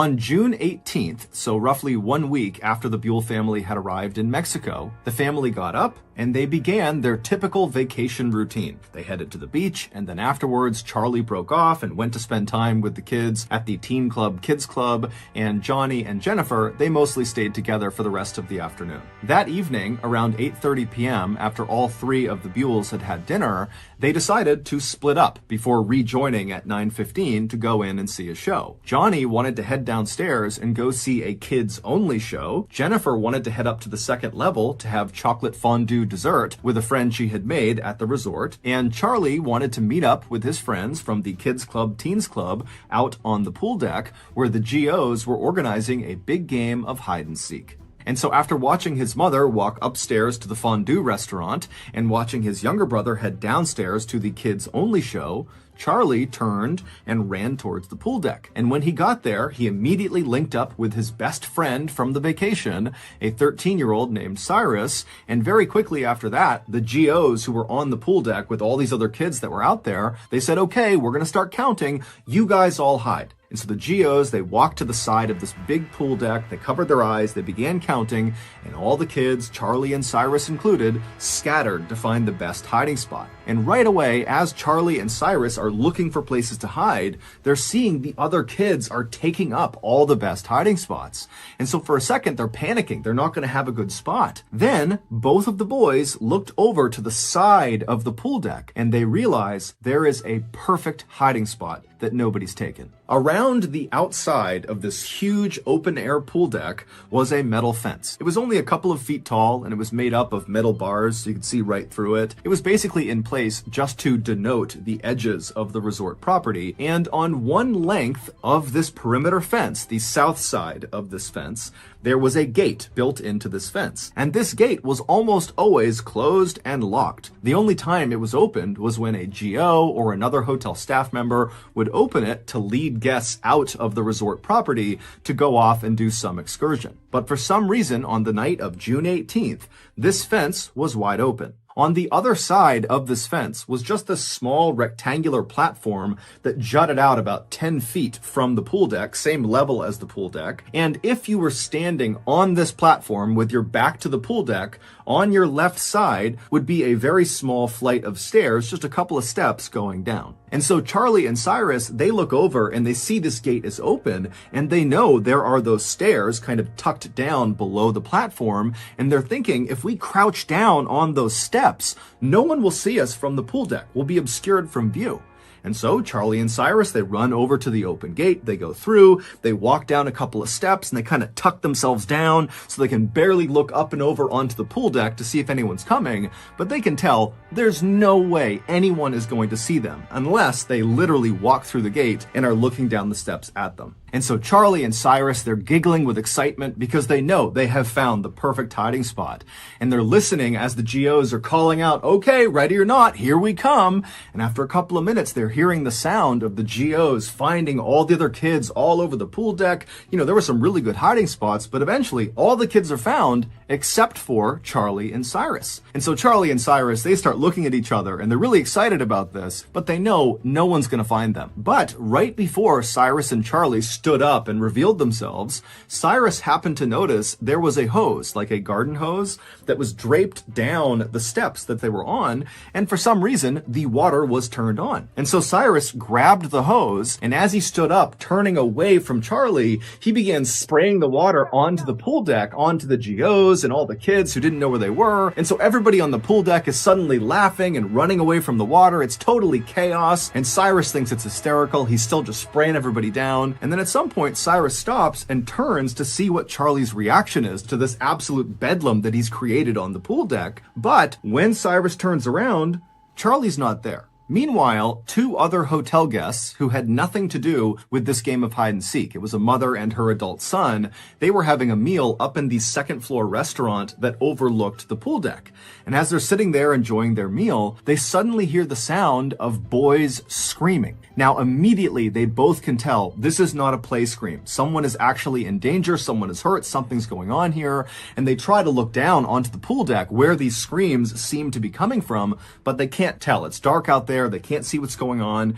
And so acting on instinct, the woman and her son just stand up and start running through the restaurant and making their way downstairs. And as they're doing this, the woman's husband actually sees her charging through, and he, along with two other boys that happen to be near him, just start running after them, knowing that whatever's going on, it's bad, so they have to go help. And so when these 5 people get down to the pool deck, they hear the sound of the boys screaming again, and they can tell it's coming from that open gate, that platform area where Charlie and Cyrus had been hiding. And so these 5 people charge through the still open gate. They go out onto this platform and they look down the little flight of stairs and they see Cyrus. They don't see anybody else on the platform. It's just this one boy, and he looks totally shaken up, totally hysterical, and it's clear he is one of the boys that was screaming. And then before they could even ask him what was going on, they hear a sound coming from somewhere below the steps, and they all turn, and literally out of the darkness, Charlie just suddenly emerges, and he looks up at the adults and just says in a very calm voice, "Save me, save me." This normally completely off-limits, fenced-off platform that jutted out past the pool deck where the boys were hiding, that was actually a dock that sat over a swampy lagoon, and underneath that dock was a nest of crocodiles. And when Cyrus and Charlie were on that lower step, the crocodiles had noticed them, and when Cyrus had stood up and begun spraying the water onto the pool deck, one of those crocodiles, a 13-foot monster, had come out of the water, turned around, and literally leapt up onto those steps, bit Charlie by the leg, and pulled him into the water. The screams that woman and her son had heard while they were in that restaurant were Cyrus's and Charlie's, because initially when Charlie was pulled into the water, he didn't go directly under. And so Cyrus had managed to grab onto Charlie's arms, and he was trying to pull Charlie out of the crocodile's mouth, and the two of them were screaming for help. But by the time that woman and the other 4 people got down to the platform, Cyrus lost his grip on Charlie, and the croc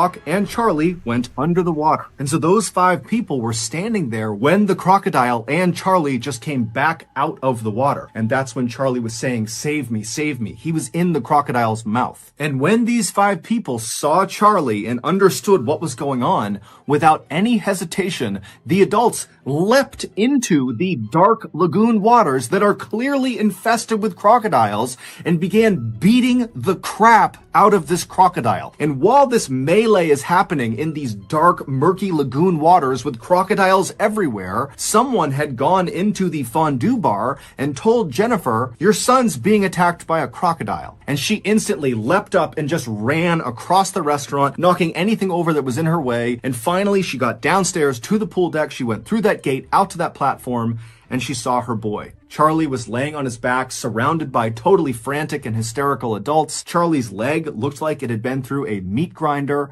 but Charlie was awake and he was talking to the adults near him. In the time it took Jennifer to run through the restaurant and get down to the pool deck, those adults who had leapt into the murky lagoon water to fight with this crocodile had literally beaten it so badly that it released Charlie. And according to the people who watched this happen, this crocodile was putting up an unbelievable fight. It was whipping its head side to side, tearing into Charlie's leg. It kept pulling Charlie deeper and deeper into the water. And these adults just didn't stop. They were yanking on this crocodile, punching its eyes, gouging its eyes, and finally it worked. When Charlie was finally pulled to safety and was laying on the dock, he was in rough shape, and no one knew if he was going to survive or not. But luckily, there just happened to be a trauma nurse who was staying at the resort who came outside. She assessed the situation and she took charge. She stopped the bleeding in his leg, and she stayed with him and kept him calm until paramedics finally arrived. Charlie would be rushed to the hospital, where he would immediately undergo several surgeries that would save his life. Also, surgeons were able to miraculously save his leg. Initially, it seemed like he might have to have it amputated. As for Club Med, their response to this incident was enormous. Not only did they pay for all of Charlie's medical bills, but they also invested a lot of money into securing not only that fence and gate that led to the dock where he was attacked, but also just generally speaking around the resort to make sure there were no more attacks. Today, Charlie is back in Philadelphia, Pennsylvania with his family, and considering the horrible trauma he went through, he's remarkably well adjusted. In fact, in the Halloween that followed this attack, Charlie dressed up as a crocodile. No matter whether you believe this tragedy is the result of something paranormal or something normal and rational and explainable, no matter which way you feel, or maybe somewhere in the middle, the details of the story itself, the actual facts of the story, are horrifying. What actually happened to this poor family in the 1920s it's just one of the more terrifying ordeals that I've ever come across, and it's crazy to me that it's a true story. Without giving too much away, someone or something shows up on this farm and it doesn't leave. One of the maids starts hearing strange sounds. They start looking for this person or this thing. They start seeing things moving around in their house, and there's every indication that someone is in the farm. Someone has snuck into the farm and is terrorizing us. And then on March 31st, 1922, whatever it was, finally attacks. This is the story of the Hinterkaifeck murders. Before we get into today's story, if you're a fan of the dark, strange, and mysterious delivered in story format, well then my channel is the one for you. That is literally all I do on this channel, and I upload 3 to 4 times every week. So if that is of interest to you, I would ask you to gently 360 no-scope the like button, subscribe, and turn on all post notifications so you don't miss any of my weekly uploads. All right, let's dive in. Back in the 1920s, there was a farmstead called Hinterkaifeck Farm that was located in southern Germany in a very rural, isolated, heavily forested area. So the occupants of the farm were the live-in maid and the Gruber family. The Gruber family was Andreas, his wife Azelia, their daughter Victoria, and Victoria's 2 children, Joseph and Azelia as well. And everything was going fine for the Gruber family and for their farm until the winter of 1921, when some very strange things started happening on their property. The first one to notice strange things happening around their property was their live-in maid. She spent the majority of her time in the main house, and she was alone a lot of the time. And she started to notice when she was alone that she would hear tapping, what sounded like in the walls. Not someone in another room tapping, but literally something in the walls. And she would go up and she would listen, and it would still be tapping, but she couldn't make sense of it. And then she started hearing a combination of disembodied voices and footsteps in the attic.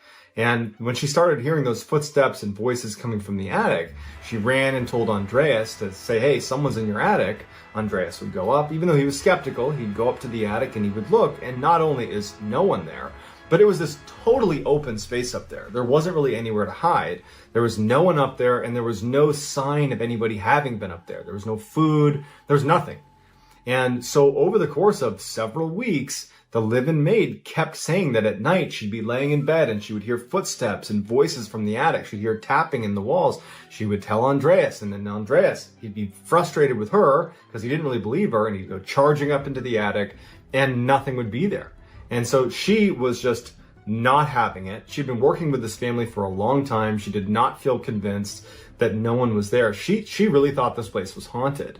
And so she ultimately tells the Gruber family, like, I'm sorry, but I can't stay here another night. Whenever I'm here, I feel like I'm being watched.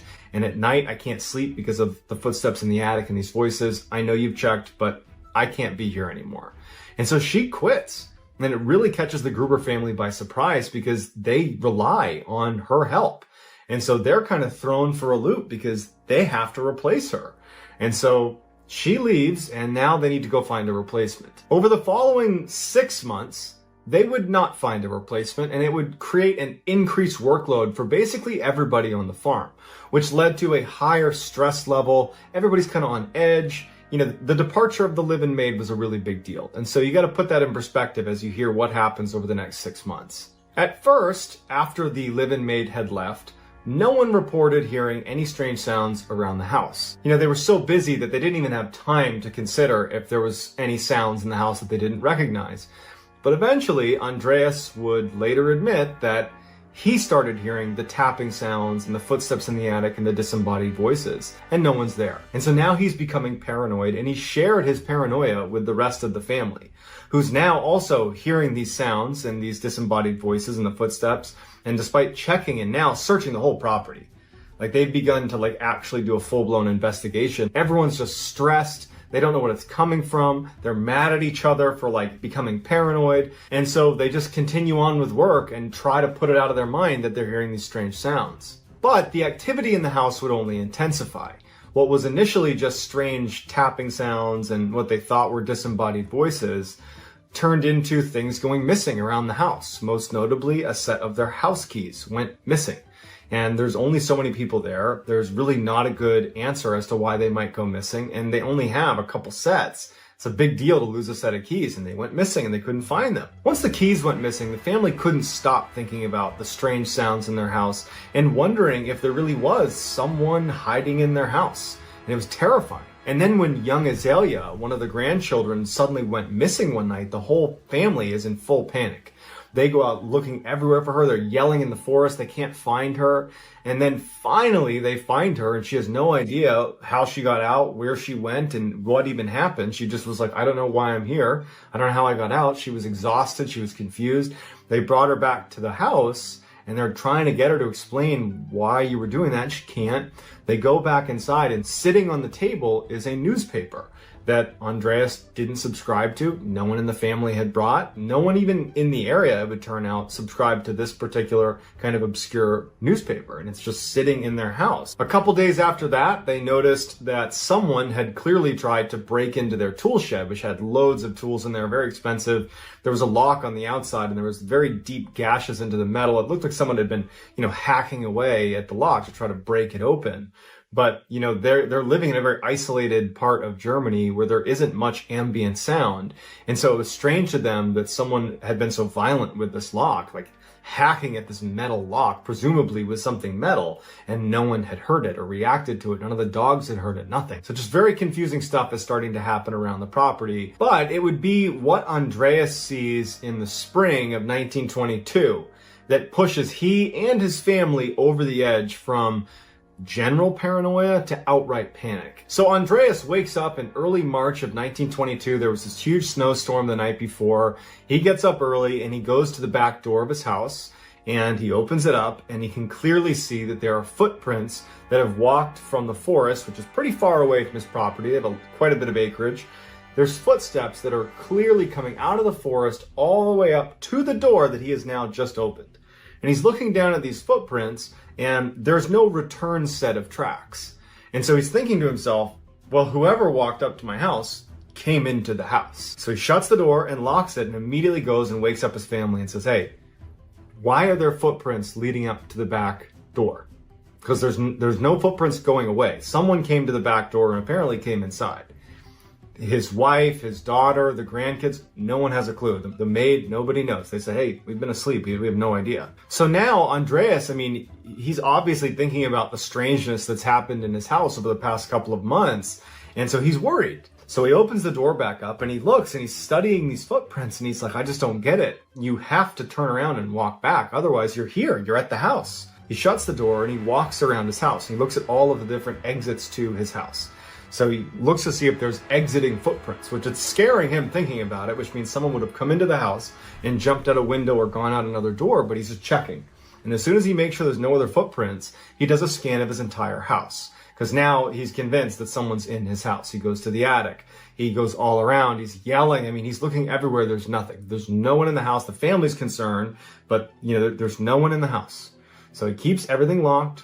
And he goes outside and he starts tracking these footprints back to where they came from. And he walks all the way to the forest and they just kind of stop abruptly. Like they just started kind of magically at the edge of the tree line and walked right up to his house. But there's no clear origination besides it's just in the forest somewhere.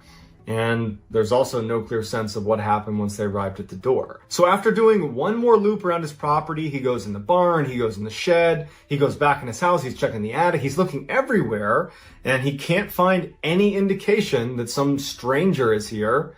He finally decides that he's going to tell someone about what's been happening at his property. And so they did have a neighbor, Lorenz Schlittenbauer, who was his closest neighbor, who was not really that close, but, a couple hundred yards away. And he goes over and he tells Lorenz everything. I've been hearing sounds. My maid quit because she was hearing sounds. We looked in the attic. We couldn't find anything. Then we started hearing sounds. The keys go missing. There's this newspaper in my house. My Granddaughter's running out in the middle of the night. She's disappearing. She doesn't know what's going on. These footprints. I can't make sense of it. And so Lorenz, also not knowing what to make of it, suggests like, hey, I have extra weapons. You want to take an extra rifle and arm yourself, protect yourself? And Andreas just says, you know what? No, I'm good. I'm going to pass on the rifle. I'm probably overreacting anyways, and I'm sure we're just fine.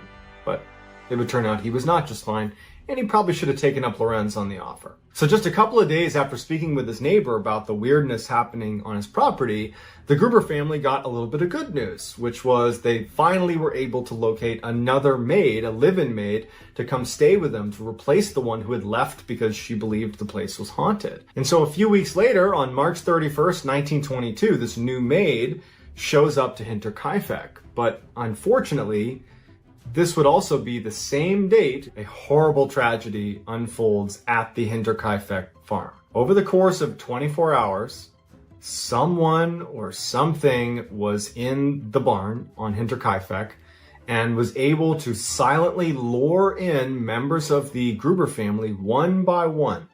Without telling anybody else what they were doing, they would walk over almost like in a trance into the barn where they would be struck in the head by something called a mattock, which is kind of like an axe.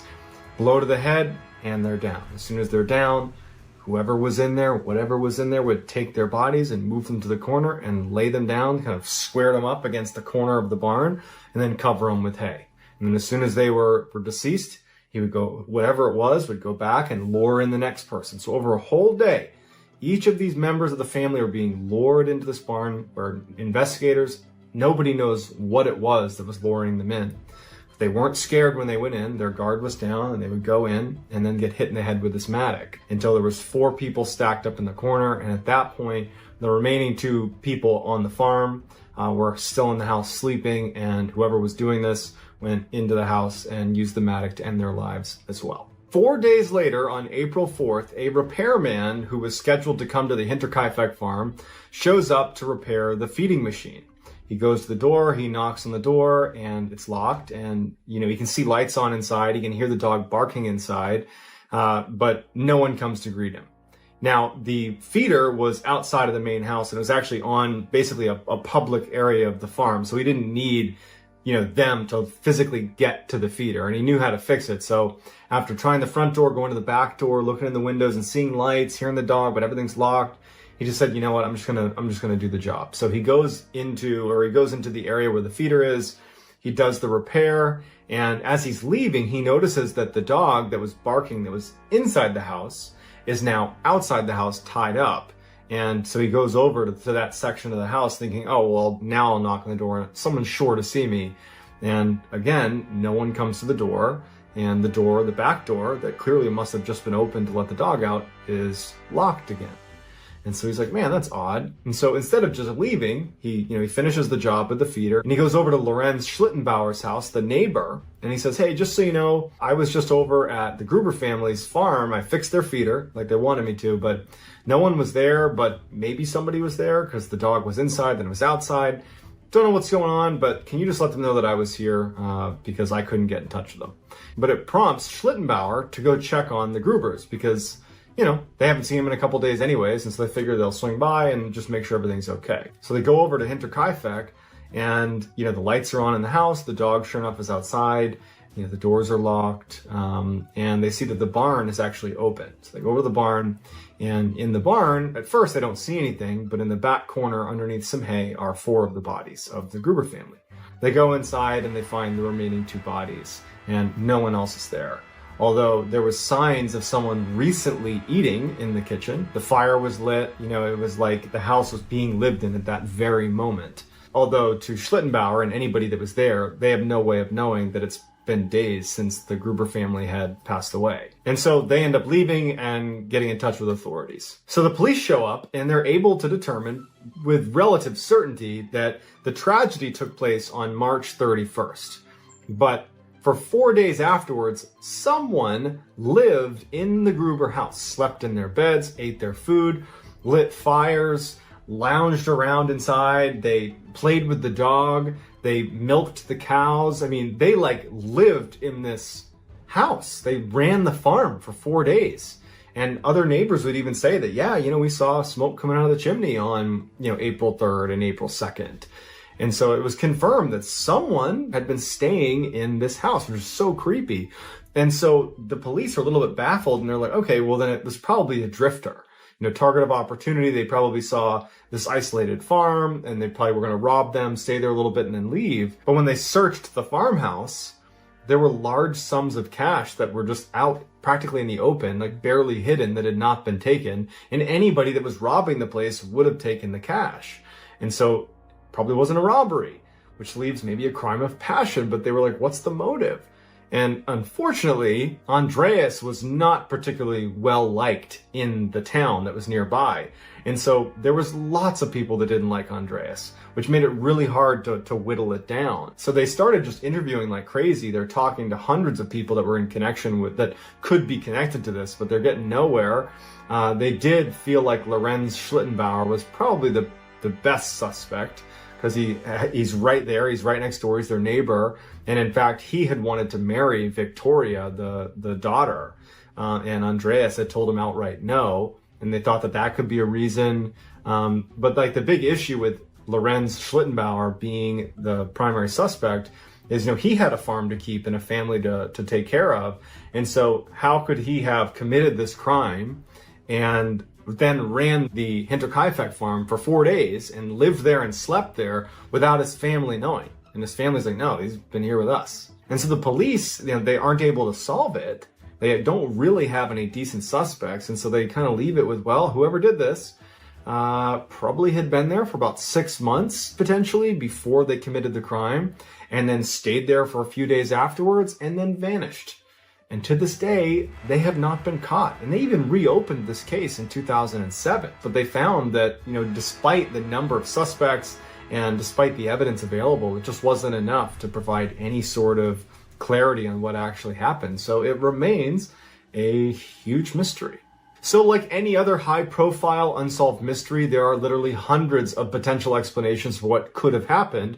But what I'm most interested in is what you all think could have happened. I will do my best to look through your comments, and I'll respond to the ones that are the most interesting or the most plausible. So please, if you would, in the comment section, let me know what you think happened at Hinterkaifeck. And if you haven't already, please gently 360 no scope the like button, and then please also subscribe and turn on all notifications so you get more content just like this in the days to follow. That's gonna do it, guys. I hope this was interesting. If you want to get in touch with me, you can reach out to me on Instagram. My handle is JohnBallen416. And I'm also very active on TikTok. My handle is MrBallen there as well. And that's gonna do it, guys, and I will talk to you soon. The primary criticism of virtually every paranormal story out there is a lack of credibility. Either the person claiming the events happened lacks credibility themselves, or you just don't have any other corroborating evidence, like other people that witnessed it, other credible people that witnessed it, or in many cases, a lack of video or photo proof that said paranormal event happened.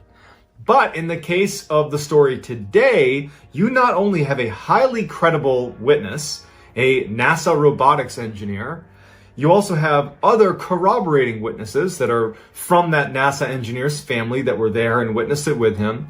And you have, albeit limited, you do have video footage of what they are claiming happened that was paranormal. But before we get into all of that in today's story, if you are a fan of the strange, dark, and mysterious delivered in story format, well, that's what my channel is all about, and I upload 3 to 4 times a week. So if that's your thing, if you could gently pulverize the like button and then turn on all notifications so you don't miss any of my uploads every week. All right, let's get into it. Bill Vail has always been incredibly scientifically minded. He's always had technical jobs his whole life. He took a job for 15 years at NASA as a robotics engineer. He also spent a little time as a pilot for NASA as well. He is just somebody that is very process oriented. And in fact, his family and friends, they say this with respect, but they say that, Bill, he lacks an imagination. He's super pragmatic, super to the point, and doesn't really have time for, call it, creativity. He's all about facts. In 2002, Bill and his wife separate, and it catches Bill a little bit off guard. And it almost prompts like a midlife crisis for him where, before it had been really his work with NASA that had been fulfilling to him. And now he has this huge gap in his life. And suddenly, he's looking around and he's like, what am I doing all this for? I don't have a family anymore. Like, what am I doing? And so he decides to move back home to Arlington, Texas, where his little brother lived. So when he gets to Arlington, he feels like he can have a fresh start in a way. He has family around, so he doesn't feel quite as lonely, and he actually just takes a job at his brother's water purification company because he wasn't sure what he was going to do. He just knew that he needed to do something. So he gets a job at this water purification company, and he starts working with his brother, and he finds that even though it's not the same type of work that he was doing as a robotics engineer at NASA, it was nice to be working day in and day out with a family member. So Bill has only been living in Arlington for just a couple of months, and he had only been at the water purification company for maybe a couple of weeks. And so when a Saturday house call was called into the company and no one really wanted to do it, Bill thought, you know what, I'll take one for the team, make a good impression on my coworkers, and I'll take the house call.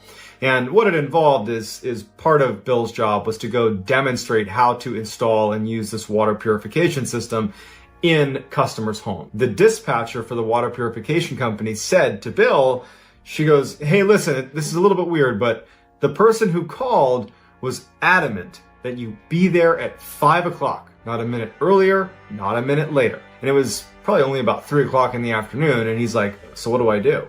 And she's like, I don't know, like go get a bite to eat and just make sure you're there by 5. And so he does that. He's like, that's weird. But he drives around and he parks outside of the house a little ways down the street. And a couple minutes before 5, he gets out and he starts heading over to the property to do this house call. He starts walking up the path to this big brick house at like 4:59. And as he's getting closer to the steps, he can hear through the front door, which he can already tell it's slightly open. It's not latched all the way. He can hear screaming inside of this house. It sounds like a woman screaming, and it actually sounds like she's screaming, get out of here. But he doesn't really know what to make of it. He has a job to do, so he walks up to the door, and even though it's open, he knocks. And now he can literally hear through the crack in the door that someone in this house is screaming. And he's listening, and finally he decides, well, I should probably just open it up and make sure everything's okay, because I can hear someone screaming inside, the door's open. So he opens it up and he walks inside. He takes one step inside of the residence and just kind of peeks around, and he can see a little bit down the hall off to the right, there's an opening to a room. And in the room are 3 men on their knees in a little circle, and a woman is walking around them in a circle, and she's holding a book in her hand, and she's speaking in tongues. Just nonsensical, couldn't make sense of her language, but periodically as she's circling them and she's touching each of their heads, she's screaming, get out of here. Leave these people. Get out of here. Bill is about to leave. He knows that this is just too weird for him. But right before he does, the woman who's walking around the 3 men on the ground looks up at him and points directly at him and doesn't break eye contact and just holds her finger out pointing at him. And he gets this very strange sense that like this woman wants to do harm to him. And so he just runs out the door and is like, yeah, I'm not going back in there. Goes back to his car and he calls the dispatcher back at the water purification company. And he's like, okay, I just took an insane house call. The lady in there is crazy. I'm not doing it. Don't reschedule. And if you do not put me on it because I will not go in there. Bill was a very straightforward guy. And he's just not going to let his imagination run wild with what they were doing. You know, those people are crazy and that's not my business. It's not my problem. And so he forgot about it. He just goes home to his house and he turns on the TV and he gets his microwave dinner and he's just sitting there eating his food and just having a nice Saturday night to himself. When out of the corner of his eye in his other room, and I keep in mind, Bill lives alone and has no pets. Out of the corner of his eye, he thinks he sees something small dart across the ground. He couldn't tell if it was flying through the room or if it was running through the room, but he just was like, oh, now I got, some rodent or a bird or something in my house. It must have snuck in through the chimney. And so Bill is not scared. He's mostly like frustrated that now he has to deal with some rodent in his house or some bird in his house. So he puts his food down and he turns on all the lights because he was watching TV with the lights off, turns on all the lights and just searches his house. He's like quiet, listening, trying to like hear where the thing went in his house, and he can't hear anything. And after over an hour, he just decides, well, geez, I don't know where it went. I don't know what it was. Maybe I didn't even see it in the first place. So that night, he wakes up suddenly to what feels like some small creature running over the foot of his bed, but like over his foot. And it instantly wakes him up, and he instinctively sucks his legs up to his chest under his covers. You know, as pretty much anybody would do when some random creature is running on your feet in the middle of the night. And he's like, great, this thing, it's probably, now you can tell it's a rat, it's a rodent. He's like, great, now it's literally in my bedroom on my bed. And so he flips on the lights, and now he's just mad because this is right in the middle of the night. It's the last thing he needs. And he lights on and he searches the room. He looks under, his dresser. He looks in the closet. He looks under his bed. He looks everywhere. And he can't find this thing. He's stopping periodically to listen, and he can't hear scurrying or anything. Did I imagine that as well? Because, I guess I don't know if I saw something darting out of the corner of my eye when I was watching TV. I think I did. And just now, could that have been in my dream? Because he wasn't really awake for it happening. He woke up to it and thought it's what happened. And so he's starting to tell himself that, you know what? I'm somehow creating this weird thought in my head. Like, I probably didn't see anything downstairs, and I was probably having a dream about this, rodent in my house, and that's what prompted the thought that something had touched my feet. And so he's like, all right, whatever. Turns off his lights, and he goes back to bed. So Bill falls back asleep, but shortly thereafter, he wakes up again when his bed is violently shaking. And he wakes up, and his bed's shaking, and it stops almost immediately once he's awake. And he thinks that they're having an earthquake. So he jumps out of his bed, and he's looking around to see if things are going to start falling on him. He runs to the window. He looks outside. He can't tell what's going on. He runs into the other room, and he can suddenly tell, because he's in a bit of a panic, that there is no more shaking happening. Now, the shaking's done. The house is totally silent. And he runs back to his bed, and he has this thought, like, could I, in my sleep, have shaken my bed? And he had one of those huge 4-poster beds, and he's trying to move it. And Bill's a big, strong guy, and he can barely move his bed. And he has this memory of, my bed was literally shaking. And he's like, now this is 3 times that something strange has happened. And I can't make sense of it. And being a very kind of pragmatic person, and not one with, as his family said, a wild imagination. He did not have that. He's like, okay, let's find out if there was an earthquake. So he goes online and he starts researching earthquakes. And he's thinking maybe if the earthquake had just happened, that the news would break right then and there, some headline. There's nothing. And so he's like, okay, what other rational things could have caused my house to shake? Because again, there's no other damage in his house. Nothing fell. It was just, he felt the shaking, and that was it. And so he starts researching what's in the area, and he finds that there was a military base, and actually it's an air base right near his house, a couple miles away. And he's thinking, okay, well, when the fighter jets are taking off, that take off at all hours, maybe there's a sonic boom from one of the jets accelerating. And he didn't know if that was it, but he thought it could be it. And then he's like, oh, well, there's also all these oil rigs that are drilling in the area. Maybe there was an accident. So he's researching for, recent accidents at oil rigs. And he's trying to find a rational explanation for this bed shaking incident.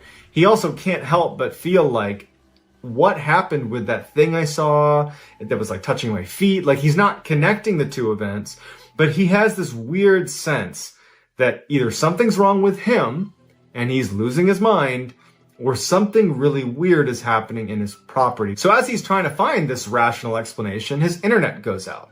And so he tries troubleshooting it a couple times, but he can't get it to work. And so he calls his service provider to just have them see if they can fix it. And so he calls customer service, somebody picks up, and they're like, yep, your internet's out, let me fix it for you.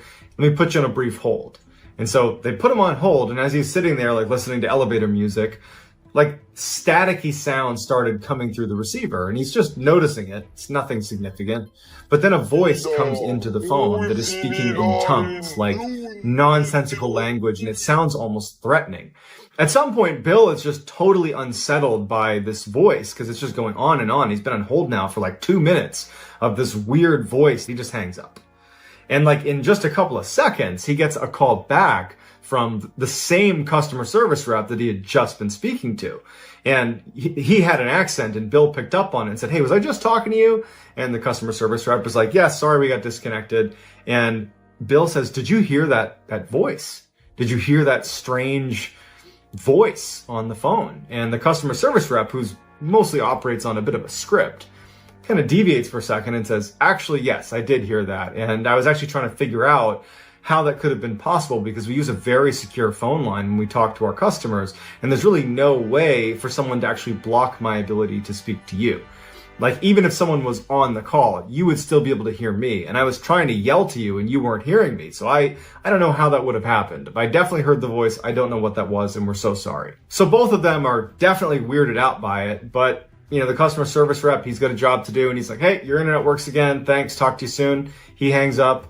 And Bill's left with his internet working again. But now that's the fourth strange thing. He has the thing that runs across the room as he's watching TV. He has the thing that ran across his feet at night. He has his bed shaking, and now he has this like devil voice speaking in tongues on the phone that the customer service rep also heard and couldn't make sense of. He decides to, I'm done doing research for the night. It's 3 a.m. or whatever it was. I'm gonna just try to get a couple hours of sleep because this is just starting to freak me out a little bit. So Bill gets back in his bed and he's trying to sleep, but he can't stop thinking about the fact that there have been 4 strange occurrences in the span of just a couple of hours.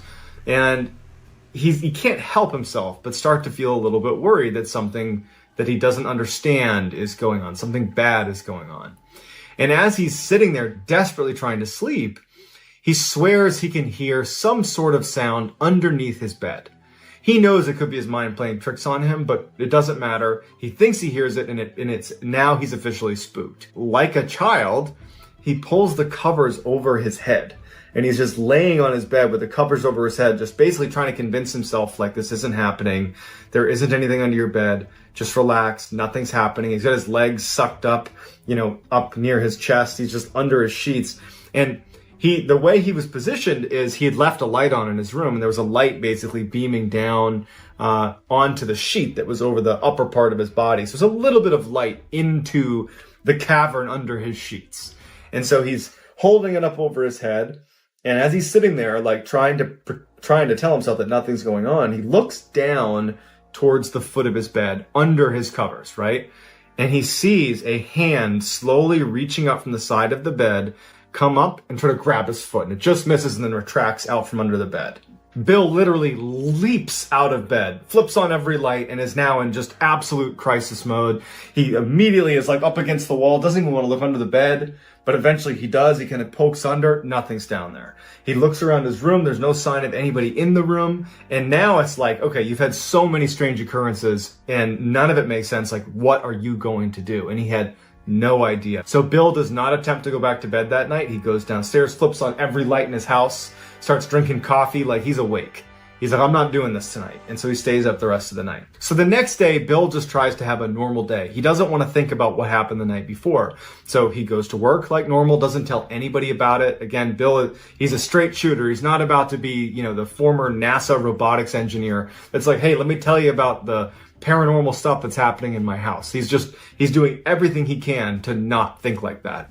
And so by the end of the day, he started to feel a little bit of anxiety as he's getting ready to go back to his house, because he would have to potentially face some of the strange things that happened the night before. They could happen again tonight. And so he gets home, has all his lights on. He's not about to keep his lights off.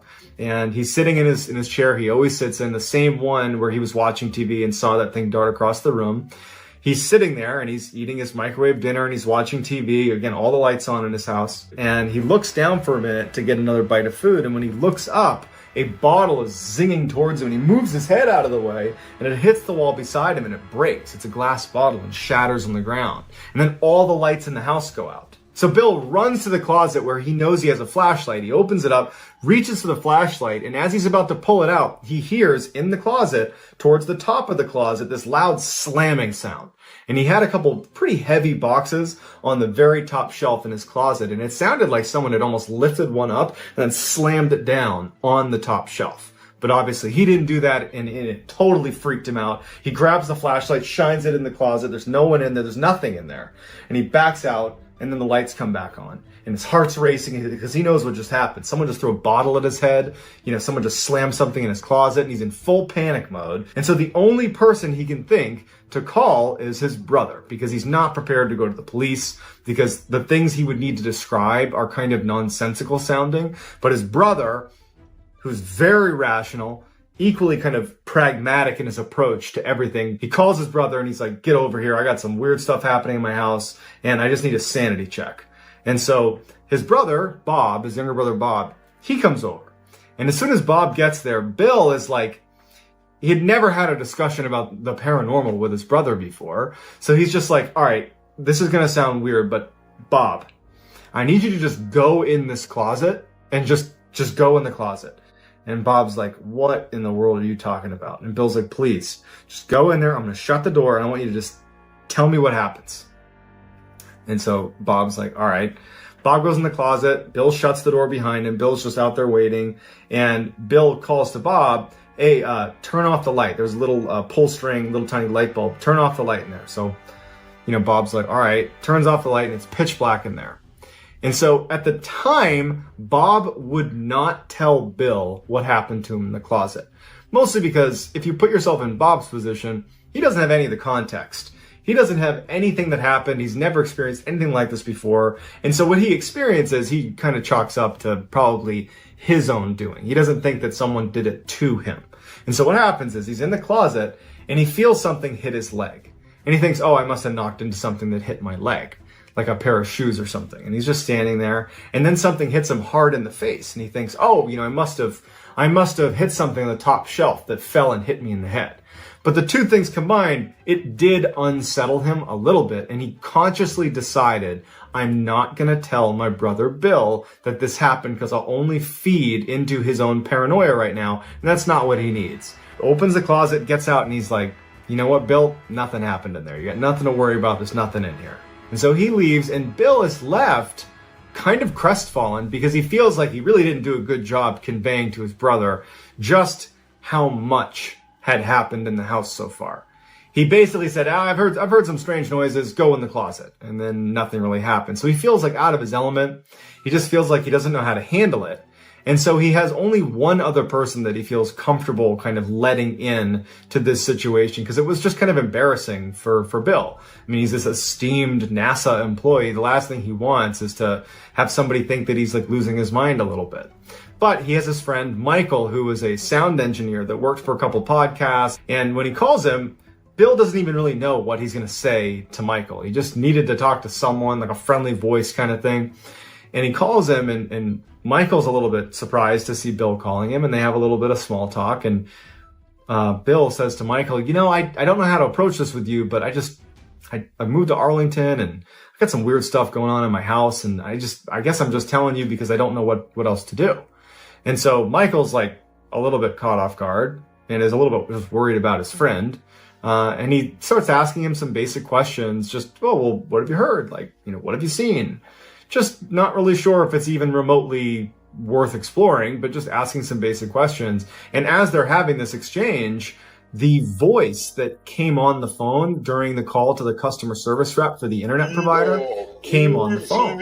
And all of a sudden, Bill can't hear Michael, and Michael can't hear Bill. All they both hear is this voice, this like angry kind of demonic sounding voice that sounds very threatening. And so while this is going on, Michael just instinctively is like, well, I have all my sound set up here. And he grabs a mic and he puts it to the receiver and starts recording. And for a minute and a half, he sits there recording this voice. And then about 30 seconds into the recording, not that Michael could hear it, Bill on the other end, who's heard this voice before, and he's starting to get the feeling that this whole thing is bad. Like it's bad. And he starts yelling to Michael to hang up. Don't listen to this. Hang up the phone. Don't listen to the voice. He's yelling for him. And then after about a minute and a half of this chaos that Michael's recording, the voice suddenly stops. And it goes back to Bill and Michael talking to each other. And it's like crystal clear. And so Michael immediately says, hey, Bill, you there? You there?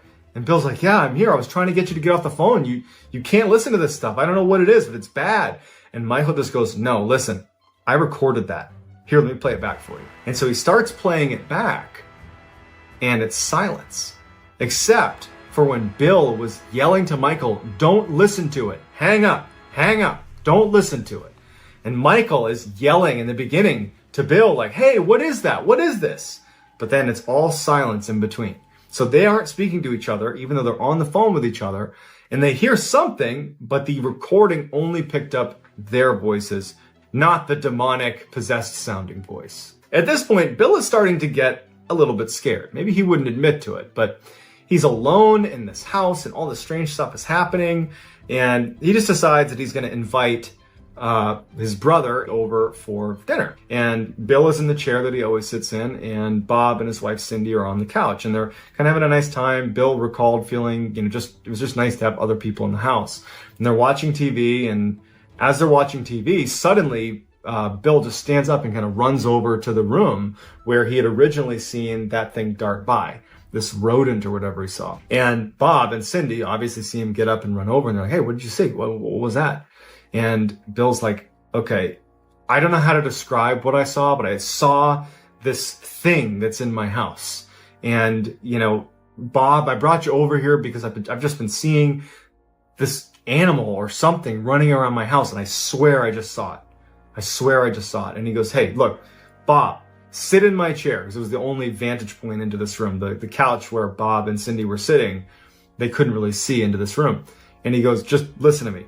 Bob, sit in my seat and just sit here and just watch the TV. Don't pay attention to the room. Just watch the TV and just see if something catches your eye. Because, maybe I'm seeing something that is totally rational, but something's happening. Just do what I was doing. And so Bob's like, all right. So he sits in the chair. Bill sits next to Cindy, and they start watching TV again. And Bob, all of a sudden, just clearly reacts to seeing something in the other room. And he goes, oh my God, what is that? And they all stand up, and Bill is like, well, what'd you see? And Bob's like, I don't know. It was like some kind of small animal or something. And it looked like it was on 2 feet. It did not look like a 4-legged animal. That's like a 2-legged animal. Like, what was that? And so Bob, he's now feeling like, I was in that closet. Some weird stuff happened that I didn't tell Bill about. Now this, and he's like, okay, Cindy, his wife. Cindy, you sit in the seat. You do this now. And so now Bill and Bob are sitting on the couch watching Cindy, and Cindy's watching the TV. Of course, in just a matter of minutes, she sees something dart across the room. Now, was she just kind of jumping on the bandwagon because these two saw it? Maybe. But she certainly described the same thing that Bill and Bob claimed to have seen, which was a bipedal, small creature that was just running through the dining room. And so the three of them turn on all the lights, and they start searching the house. They're going to find this animal or thing in the house, and they search everywhere for hours, and they can't find anything. Finally, after, it's getting late, Bob and Cindy are like, hey, Bill, I don't know what's happening in your house, but why don't you just come stay with us? We got a guest room. Just crash with us tonight, and you can come back in the morning and call animal control or whatever you want to do, but you shouldn't be here tonight. There's too many weird things happening here. Bill, in a way, was actually kind of happy because now he had someone that he trusted and loved, his own family, that had confirmed that they were seeing the same things he was. That even though that is terrifying, that all of a sudden Bill is alone in this house with some creature, this small bipedal creature running around the house, at least he wasn't losing his mind. Or if he was, at least other people were too. So he was kind of relieved, and he was like, you know what? I'm not going to go with you because I don't want to just give up my house. What will I do when I come back if it keeps happening? I don't want to just give this up. So Bob and Cindy leave, and now Bill is determined to now, for the first time, start looking up paranormal explanations for what was happening. So quickly, Bill realizes that you can't just search the paranormal. There's too many things online. It's so hard to tell what is considered credible and what isn't because there's just no fact checking going on. It's just people kind of putting things on the internet. And so what he decided he would do is, instead of him doing the research, he would find a paranormal investigative team that at least appeared to approach their investigations much the way a scientist would. That instead of looking for proof, the paranormal exists, instead that their approach would be looking for an answer, even if that answer was totally normal. And so he starts researching for investigative paranormal teams that have a scientific focus that are in Texas in the area. And he actually finds one and he reaches out to them, and they were actually available that night to come over. So he says, please come over. I need your help. So the leader of the paranormal team was a man by the name of Brian Hall. And when they get there, it's Brian and a couple of his crew members. They don't start with, diving into the paranormal investigation side. They start by looking for obvious answers, because they've found that many times when someone claims they have a paranormal event happening, it's something like, a bad AC unit or a creaky door or a branch outside that's rubbing against the house. And so they did a very lengthy and thorough examination of the outside and inside of the house, looking for things like that. And they determined that there wasn't anything obvious that was a rational explanation. So now it warranted setting up some equipment. And so what they did is they set up a couple of cameras in Bill's bedroom, where a lot of the activities apparently was happening. And they set up these laser beams that basically beamed lasers in every direction, and they would place them in his bedroom. So there was like laser beams all over the room. And if anything walked past any of these lasers, you would see the beams move. And it's very obvious. So it's a way to detect motion in the room. And so they set these beams up and they start filming, and for a long time, nothing is happening. Bill, Brian Hall, the team are just sitting in the dining room downstairs, just like listening to silence and watching nothing happen. And so Brian suggests, hey, why don't one of his team members go up and just literally interact with the room a little bit? Go in there, kind of like yell, do something, kind of stir it up, so to speak. And then we'll see if anything happens. And so one of the team members goes up to the room and walks in and is like, hey, is anybody in here? And, nothing's happening. You can see on the footage that, he jumps onto the bed and he's sitting on the bed. And at some point, as he's yelling out to whatever was in the room, like, hey, if you're in here, show yourself. All of a sudden on camera, you hear a laser fall. And he jumps out of bed and he runs out of the room. And the rest of the team comes up and they gather up the cameras and they immediately watch the footage.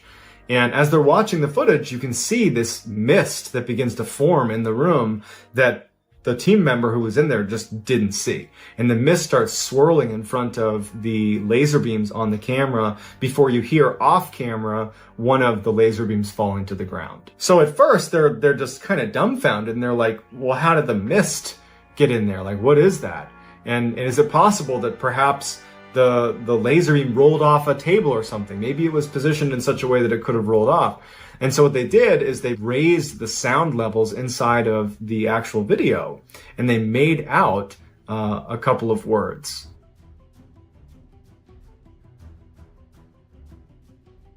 And so at this point, Brian Hall and his team feel like they have quite a bit of data that actually does lend credibility to the idea that there is something paranormal happening in Bill's house. So as they're packing up to leave, they say to Bill, like, you gotta go. You can't be here. Like, I'm surprised you're still here now. And Bill just was this super prideful guy, and he just was like, no, I'm gonna stay. Like, I've made the decision. I'm not gonna run. I'm gonna stay here in this house. And they're like, that's a bad idea. And honestly, they were right, because some pretty horrible stuff happens after they leave. So that night, he knows he's not going to sleep. So he has all his lights on in his bedroom. He's sitting with his knees tucked up to his chin. He has upbeat music, like classical music, but very upbeat music playing on the radio right next to his bedside. And he's just trying to kind of create good vibes in his room. And so as he's sitting there, he hears what sounds like a Mack truck smashing into the side of his house. Like, it was so loud and just deafening that he instantly sprints out of his door, runs downstairs, runs outside to inspect the damage to his property. And nothing's outside. There's nothing. There's no Mack truck. There's no damage to his house. There's nothing. He walks all around his property. He's like, did something fall in the street? Am I losing my mind? Like, what's going on? And so he goes back in the house after quite a bit of looking around, seeing if something might have fallen off of his roof that made a sound. Nothing. He goes back in his house, and as soon as he steps foot in his house, he hears a similarly loud crashing sound, as if, a vehicle is smashing into his house, except it's inside of his house in his dining room. It was in the same room where he first initially spotted that thing running across the ground. And so he runs in there to look for some horrible damage to the inside of his house, but there's nothing disturbed. There's nothing shaking. There's nothing out of place. His dining room is intact. And as he's sitting there, he hears his car alarm go off outside. And now he's thinking, this thing is screwing with me. I'm not going to let it win. I've stayed here against better judgment for multiple days. I'm not going to give in now. And so Bill kind of goes into fight mode. Now he's mad. And instead of being scared of what's happening, he starts screaming at the top of his lungs, like, show yourself. And so as he's doing that, he hears yet another loud crashing sound up in his bedroom. And so he runs upstairs ready to fight with whatever this is in his house, because it's gotten to a breaking point for Bill. He charges in his room. There's nothing in there. But unlike the dining room, and unlike when he was outside, the crashing sound continues while he's in the bedroom. So he's standing in his bedroom, holding his ears from the deafening crashing sounds over and over and over again, but there's nothing moving. There is no way for the sound to be emanating from that room, but it is. And after what feels like an eternity of this horrible smashing sound, it just completely stops. And it's dead silence. And Bill lifts his hands off his ears and he's looking around and, he's expecting it to start again, but it doesn't. And it's just dead silence in the entire house. After quite a while, and he still doesn't hear anything, he gets back in his bed. All the lights are on. His radio's on. And he tucks his legs up to his chin and he's just holding himself basically in the fetal position.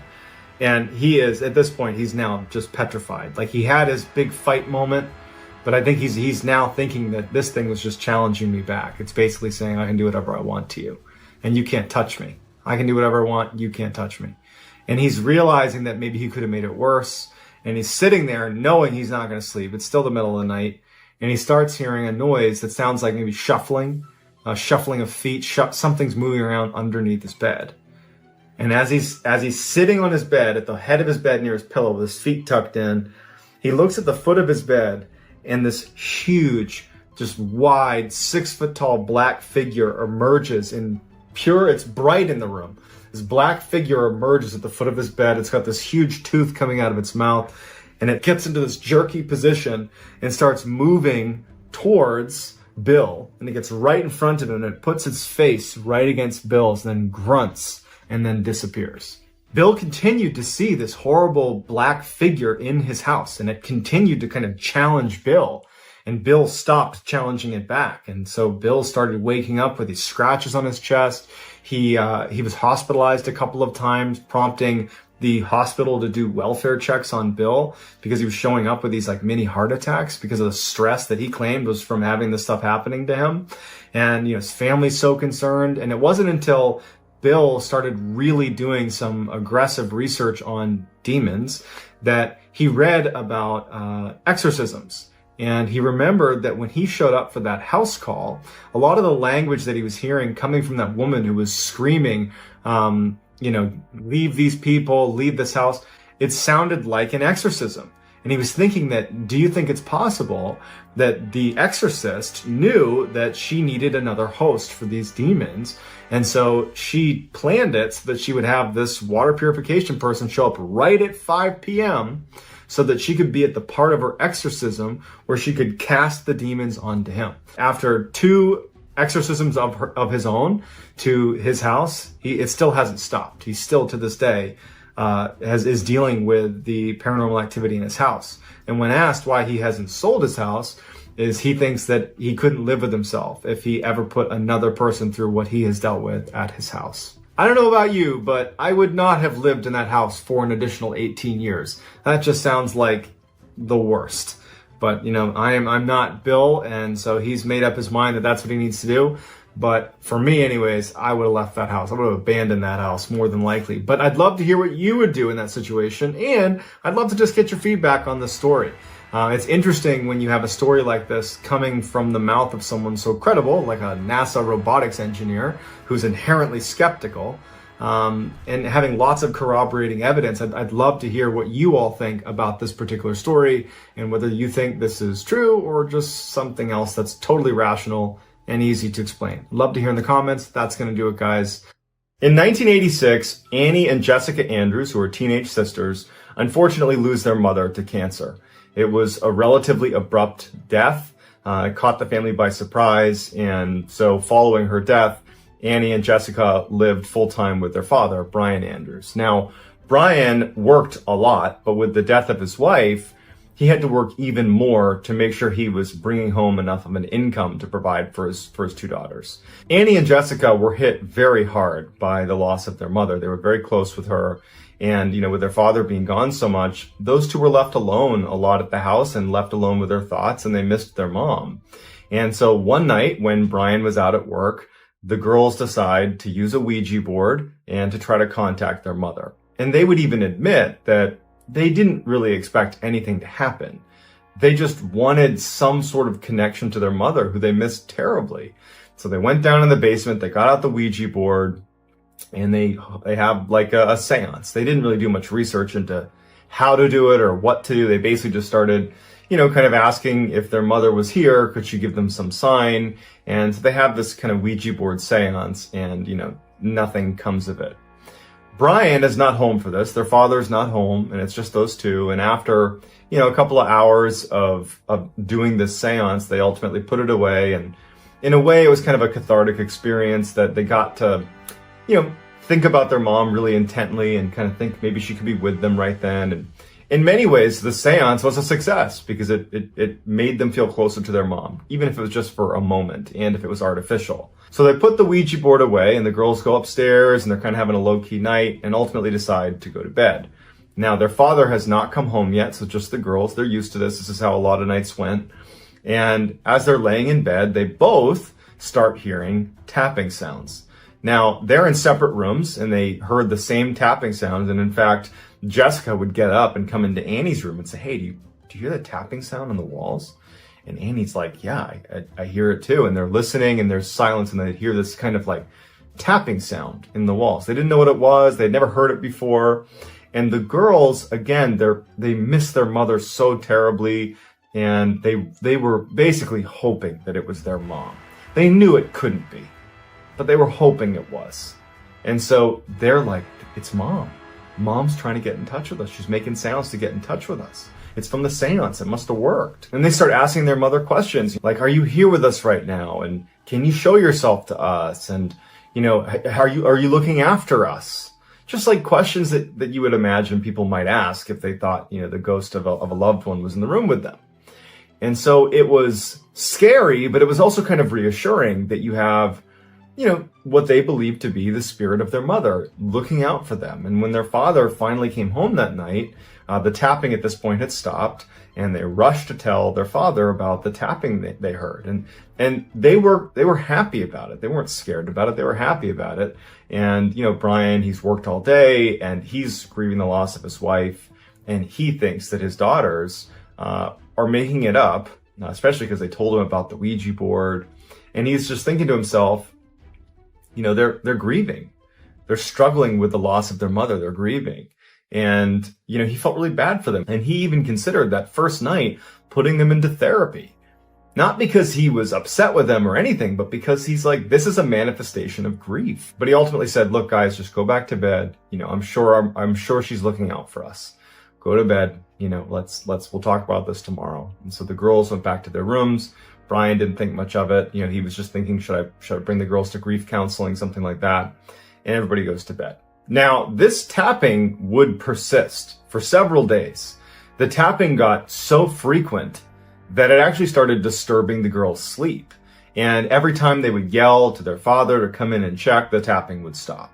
And so it was like kind of driving them crazy. And then when they would all leave the house during the day, in the evening, whenever, anytime the house was empty. And so they would come back to the house and, things would be moved, furniture would be moved slightly out of position. Some of the silverware had been moved around, just little things all over the house. And, Annie and Jessica's father is quick to say, "Guys, I know this is you. I know you miss your mom, and I know you want this to be real, that you want your mom to be here with us right now, but she's not. And you got to stop this whole ghost thing. You got to stop moving the furniture around. This is not healthy. If this continues, I am going to ask that you guys start seeing a grief counselor." And the girls were insistent that it was not them. And the fact that their father didn't believe them and they knew it wasn't them, it put them in a really bad spot because they felt totally alone, scared to be in their house, because now it didn't really feel like their mother. It felt like something screwing with them. And that's not something their mother would do. And so they're thinking that this is like an evil ghost that they've unlocked through that Ouija board seance. And it's now terrorizing them. And there's nothing they can do because their father doesn't believe them. And it's just consistently happening. They don't know what to do. One evening in January of 1987, the girls were together in the front room of their house. And they started hearing tapping sounds again. And so they hear this tapping sound not coming from the walls, but coming from the basement. And suddenly they feel, some confidence, like they're going to go down and confront this thing. Because their father doesn't believe them. They don't know what to do. So they're just going to go face this thing head on. So they head right downstairs into the basement and there's nothing. The tapping stops as soon as they're down there and they can't find anything. As they turn to go back upstairs, feeling a little bit silly that they're going to go fight this ghost, they notice writing in red that says, "Come find me, I'm in your closet." And they're horrified because now this is like confirmation that this thing is screwing with them. It's not their mother. And it's now interacted outside of just tapping. It's actually writing on the walls. And so the girls run out of the house because this feels like a threat. They felt threatened by everything that was happening before, but it was almost like the writing on the wall was a step over the line. This felt like a direct, intentional threat towards the girls, kind of absolutely taunting them and scaring them. So they run out of the house. Their father was not there. He was working. And so the girls ran next door to their neighbors and said, can we stay with you for a minute? Something weird's happening in our house. They began to get into the weird writing on the walls, but didn't really go into too much detail. And the neighbor said, we're just going to wait for your father to come home before we do anything. And so the girls stay with the neighbor. Brian comes home. As soon as they see Brian pull in the driveway, they flag him down. He comes over to the neighbors. Neighbor pulls Brian aside and says, here's what happened. They came over here. The girls are hysterical and they tell their dad that there's writing inside the house. And so Brian, his first reaction is, this is out of control now, guys. This is too much. He goes over though with them to the house and he goes into the basement and he sees the writing on the wall. And his thought is like, now you guys are, defacing our property to live out this kind of fantasy. And so this for him was the line in the sand that they've now crossed. It's now getting totally unhealthy. And he ordered them to go see grief counseling. So that actually began at this point. Several weeks would go by with no tapping, no anything, just silence in the house. It was almost like whatever this was had stopped. Then one night when Brian is working late into the night once again and the girls are alone, they're in the front room together and they're just sitting there. It's been nice having a couple weeks without any strangeness in the house. And they start hearing tapping from somewhere else in the house. And they get up, they kind of creep their way over to where they think they're hearing it, and it's coming from Annie's bedroom. When they go into Annie's bedroom, written on the walls is, "I'm back, find me if you can." Just like the last time they saw writing on the wall, they run out of the house. They flee the house, they go to the same neighbor's house, and they say, "It happened again. You gotta believe me, it happened again." The neighbor says, "Stay with me, we'll wait for your father again." Father comes home, same situation plays out. He gets flagged over to the neighbor's house. The neighbor says, "Hey, they're back again," with the writing on the wall. And Brian's mad. And he says to the girls, like, "I put you in counseling. I'm telling you to stop doing this. Like, this isn't okay. It's not healthy." And he tells the girls and the neighbor to stay here. I'm going to go in that house and I'm going to search the house top to bottom to show you that there's nothing to be afraid of in that house. And so he goes back to his own house. And when he opens the door, the house is in total disarray. It's like someone had ransacked the house. And he's thinking to himself, the girls didn't do this. Someone else did this. And so now he's on edge. And he walks through the house. He's not hearing anything. And he goes up to Annie's bedroom. And he sees the writing on the wall. And then he looks. He sees a man standing in the closet wearing women's clothes, which would turn out to be his dead wife's clothes, wearing a wig, carrying a hatchet. And this man in a dress is staring at Brian, and Brian's startled. The guy starts running out. Brian tries to grapple and fight with him, but the man in the dress manages to run past Brian out into the rest of the house. Brian is like so caught off guard because this guy's got a hatchet. He doesn't know what he's going to do. He starts chasing after him, but the guy's gone. Brian's looking in his house, but finally Brian just leaves the house because this guy's got a hatchet. He runs outside, he runs over to his neighbor's house, and he's like, call 911, there's somebody in the house. He makes sure his girls are okay, he stays with his neighbor, calls the police. The police go in, and they look everywhere, and they can't find anything. And they say to Brian, like, I'm sure someone was here. It's a very convincing story you just told, but they're not here now. And unfortunately, all we can do is tell you, you probably should not be here right now until whoever this was is caught. And you should stay with some relatives. We'll watch the house, we'll see if anybody else comes back, but there's not much we can do. And so unfortunately, the girls and the father are left with no answer to what was going on or who this person was. And Brian's thinking to himself, like, how did he get away? How did this guy in the dress get away? Like, how did that happen? I mean, they're searching the neighborhoods. He's wearing a pretty distinctive outfit. How did he get away? And so for 2 weeks, Brian and his daughter stayed with some family. But in those 2 weeks, no one found out who this guy in the dress was. I mean, Brian and the girls are traumatized. Brian feels like this horrible father, that I've left my girls alone in the house over and over and over again with some crazy person with an axe in my house. I never believed them. What could have happened to them? It would have been my fault. And so it's a horrible time period. The girls are traumatized because now they realize they've been interacting with some crazy person in a dress with an axe in their walls. And it's just this horrible situation. But after 2 weeks, it's tough living with another family member. It's a tight place they're staying. And they decide, you know what? At this point, whoever that guy was, he must have ran away. We got police watching the house.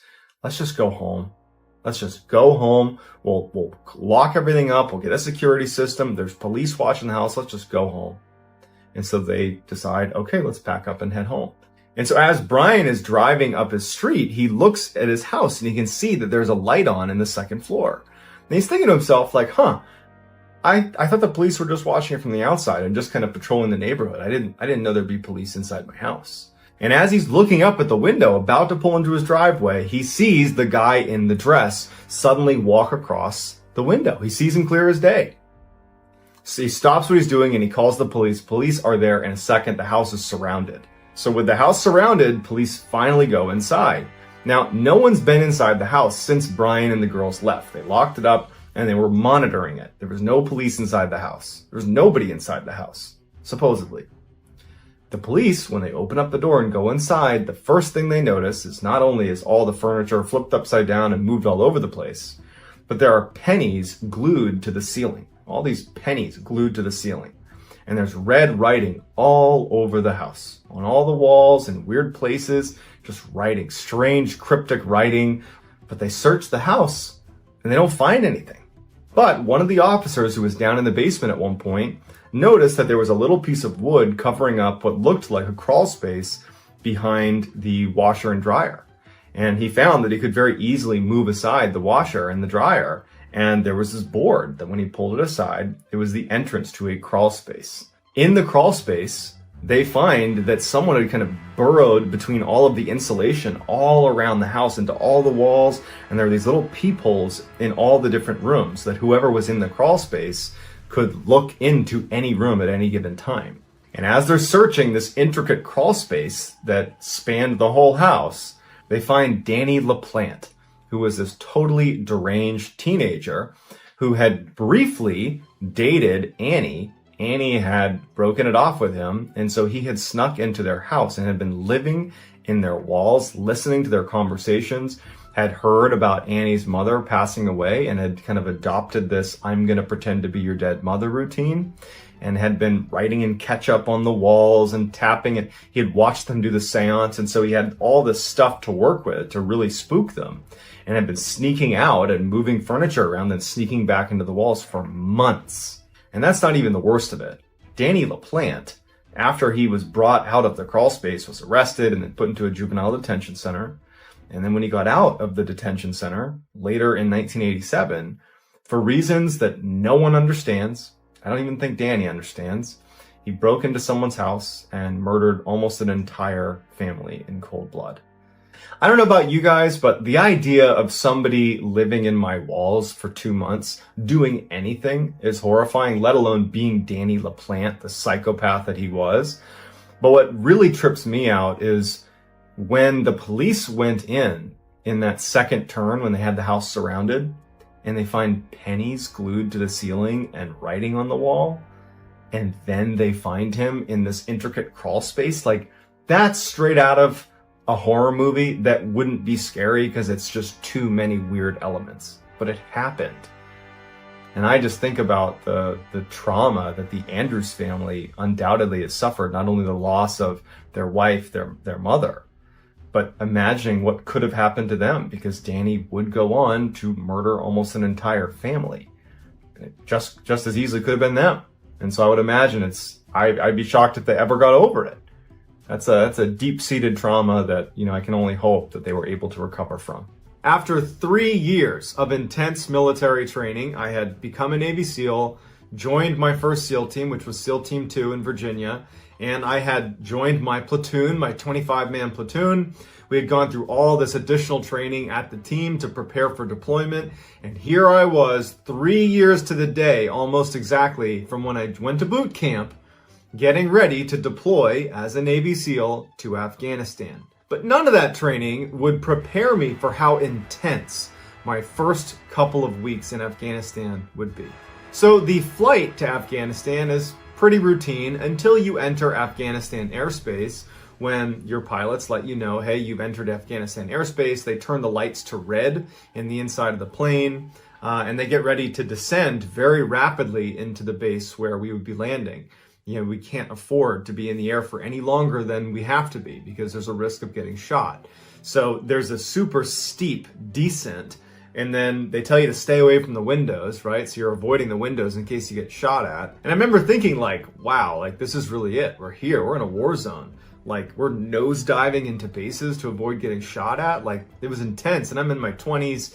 It was just kind of cool. Then the ramp opened, the back of the plane opened, and we all got out, and we're inside of this very well fortified base. We're safe in here.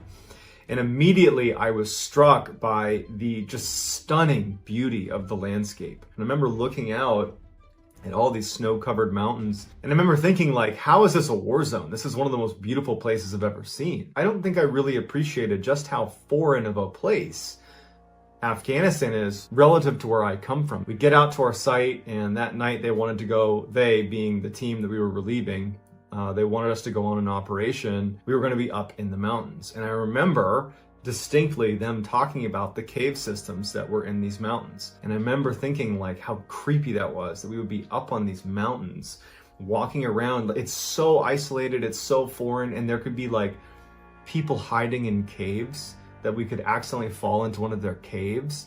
It really, really creeped me out. And so I was talking about how creepy these caves were, and the interpreter was what's really creepy is back in 2002, there was this fairly well documented case of another special operations unit, the Army Green Berets, coming in contact with a creature in a cave, and they actually got into a battle with it, and they lost one of their soldiers to this creature. And it was fairly well documented, but then it was quickly kind of silenced. I mean, certainly the story was interesting, but I didn't really believe it. Maybe it was some animal, maybe it was some person, whatever it was, there was some explanation to it. It wasn't until now that I actually started exploring different strange occurrences and strange events, and I looked and found some testimony from one of the soldiers that came forward anonymously, who was a part of this operation where they came in contact with this creature in Kandahar. And what struck me about his testimony is it sounds authentic. So what I'm going to do is I'm going to tell that soldier's story, and I'm going to tell the other kind of corroborating witness stories as well, to try to give you a picture of what happened in Kandahar in 2002, and you can be the judge if you think this is fact or fiction. But before we get into today's story, if you're a fan of the strange, dark, and mysterious delivered in story format, then you come to the right place, because that's what my channel is all about, and I upload 3 to 4 times a week. So if that interests you, I would encourage you to please gently ravage the like button and then subscribe to my channel and turn on all post notifications so you don't miss any of those 3 to 4 weekly uploads. All right, guys, let's get into the story. In 2002, an Army infantry unit just vanished. They were on patrol in the Kandahar mountain range in Afghanistan, and they stopped using the radios. They stopped calling in. No one knew what was going on. They didn't call in a TIC, which stands for Troops in Contact. Basically, any military unit, if you're out on an operation and you start getting shot at, you radio in to your higher command, hey, troops in contact, or TIC, which signals to them, you need to get aircraft on standby, you need to get ready to send reinforcements, they need to be ready to support you. But they only do that if you signal that you're in a TIC. And it's, a lot of people, if anything, will call it in too early. You know, units are known to call it in almost prematurely sometimes. And so the idea that a unit would vanish without calling in a TIC or any sort of communication about any gunfight or any ambush or anything, it's a little bit strange. And so they disappear. The Army decides that in order to find them, because this is obviously a really big deal, they would get their most elite unit. So the Army Green Berets, that's their very elite special forces. They would send them out to find this missing unit. And so one soldier that was a part of that elite special forces detachment, who just goes by Mr. K, he would come forward years later and tell the story of what happened once they were tasked with this mission. So they leave via helicopters and they fly out to the Kandahar mountain range, about 4 clicks, so 4 kilometers about, from where they believed was this infantry unit's last known location. And so they land and they start doing this fairly methodical search through the mountainside. They knew that they were in enemy territory, and at any time they could get into a gunfight, they could be ambushed. There's all these cave systems all over these mountains. And so it's slow moving to begin with. Plus they're looking for this lost infantry unit. So it's just a very slow movement through the mountains. And so over the first few days, nothing really happened. They didn't come in contact with the enemy. They didn't see any sign of this missing infantry unit. They just walked along the mountains carrying a bunch of gear, and that was it. At some point, they noticed a little bit farther ahead that there was this distinct pathway leading up the mountain and kind of around the corner. And it looked like a goat trail. There were lots of goats that would run around the mountainside, and it looked like a very well-developed goat trail. And they decided, let's just go up there. If nothing else, we can go up onto wherever this leads us and maybe look down across the other side of the mountain and see if we can see anything. And so the team starts making their way up this goat trail.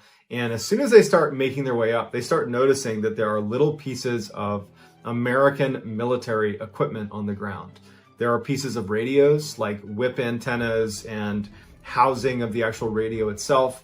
They found military-style backpacks as well. And they started finding pieces of uniforms that belonged to the missing infantry unit. They knew based on the patches that were on these uniforms. So as they're walking up this trail of broken equipment and uniforms, they start seeing some bone on the ground. They didn't know if it was human bone or what. They start seeing broken bones scattered on their way up to this kind of plateau. And so now the Special Forces team, I mean, they're incredibly well trained. I mean, I'm not just being biased here. I mean, the Army Green Berets, the Army Special Forces, they're very similar to the Navy SEAL teams, which I was a part of. 2 different units, no doubt, but very much peers. And the level of training you get in handling situations like this one, now granted this one's pretty unique, you're so well trained that when things start getting dangerous, it's like your training just kicks in, and everybody's does. And so I would imagine that when they saw this, what they were thinking is, this was an ambush. This infantry unit was ambushed, and we're probably coming up on the ambush site. And so they're, taking defensive positions, and they're moving slowly and very tactically up this mountain, and they're keeping their weapons pointed at the leading edge on their way up to the top of this mountain. They get to this plateau. It's like a flat section of the mountain, right? It's like a steep mountain, and there's like this little shelf almost. And there's more equipment scattered and more bones scattered across it. And there's all these cave entrances right in front of them. It's as if they were intentionally placed so that they fed out onto this shelf. And so they start moving towards the mouth of the caves.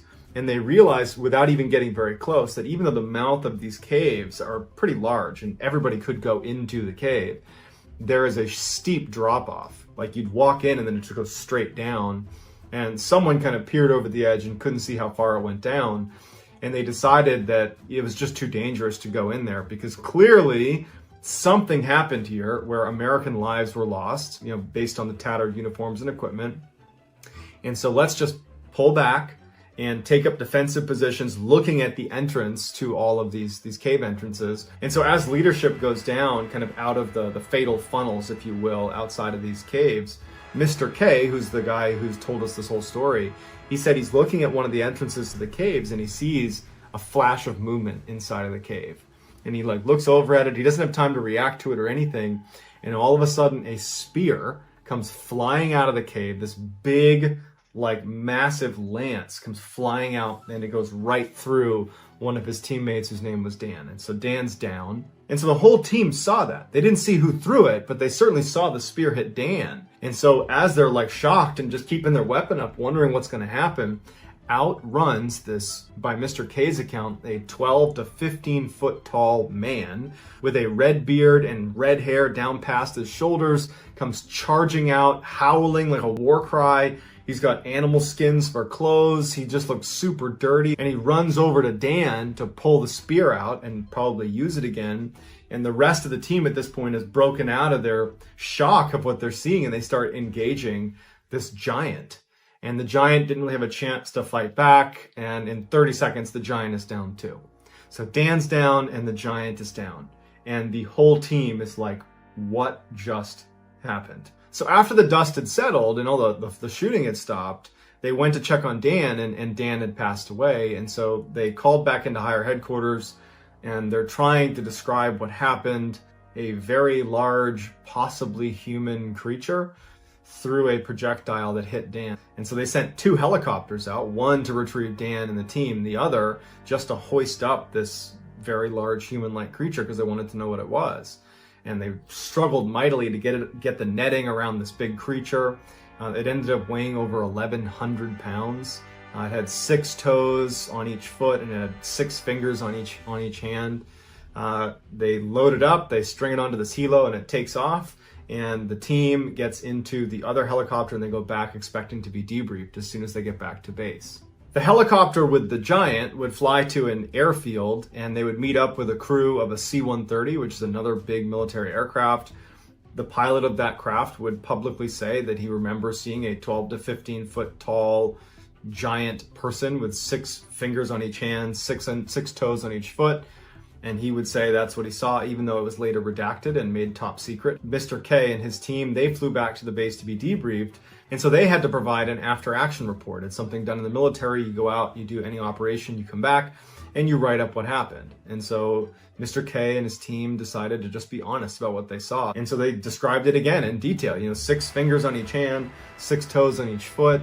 It came out, it threw the spear, it hit Dan. It's this horrible situation. And once they submitted it, their leadership said, you got to rewrite that. We're not going to accept that. So Mr. K said they ultimately rewrote it, and it just sounded like a typical engagement in the mountains with the enemy. And it was made top secret, and then they never saw it again. And that was it. Mr. K said that he and the rest of his team also had to sign non-disclosure agreements to not ever talk about what they saw. And they never got any word about what actually happened. What did they do with the body of the giant? And they just never got any clarity out of it. It was just basically made top secret, redacted, and they were told don't talk about it. So it would take until 2016 when Mr. K finally just said, you know what, screw it. I'm going to go public with what I saw because my friend died and they're acting like, this didn't happen, but it did happen.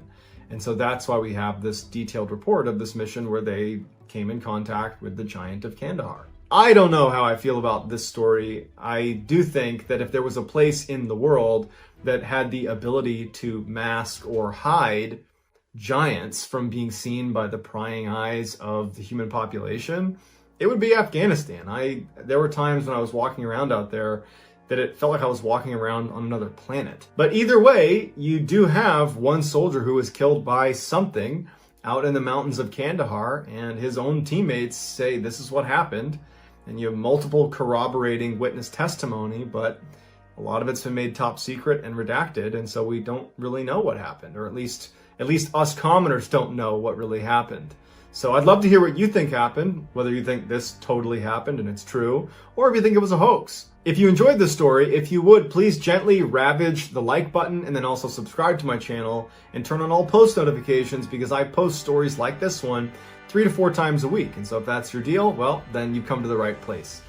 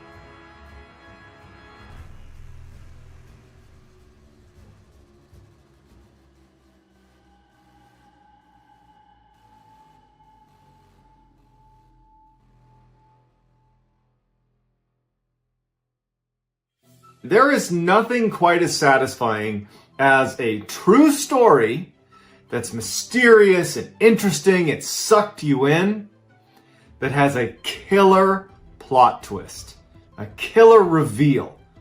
That, to me, is just the most satisfying thing you can find. I am a complete story addict, and so I go looking for these stories. I go literally searching for real-life stories with real-life plot twists.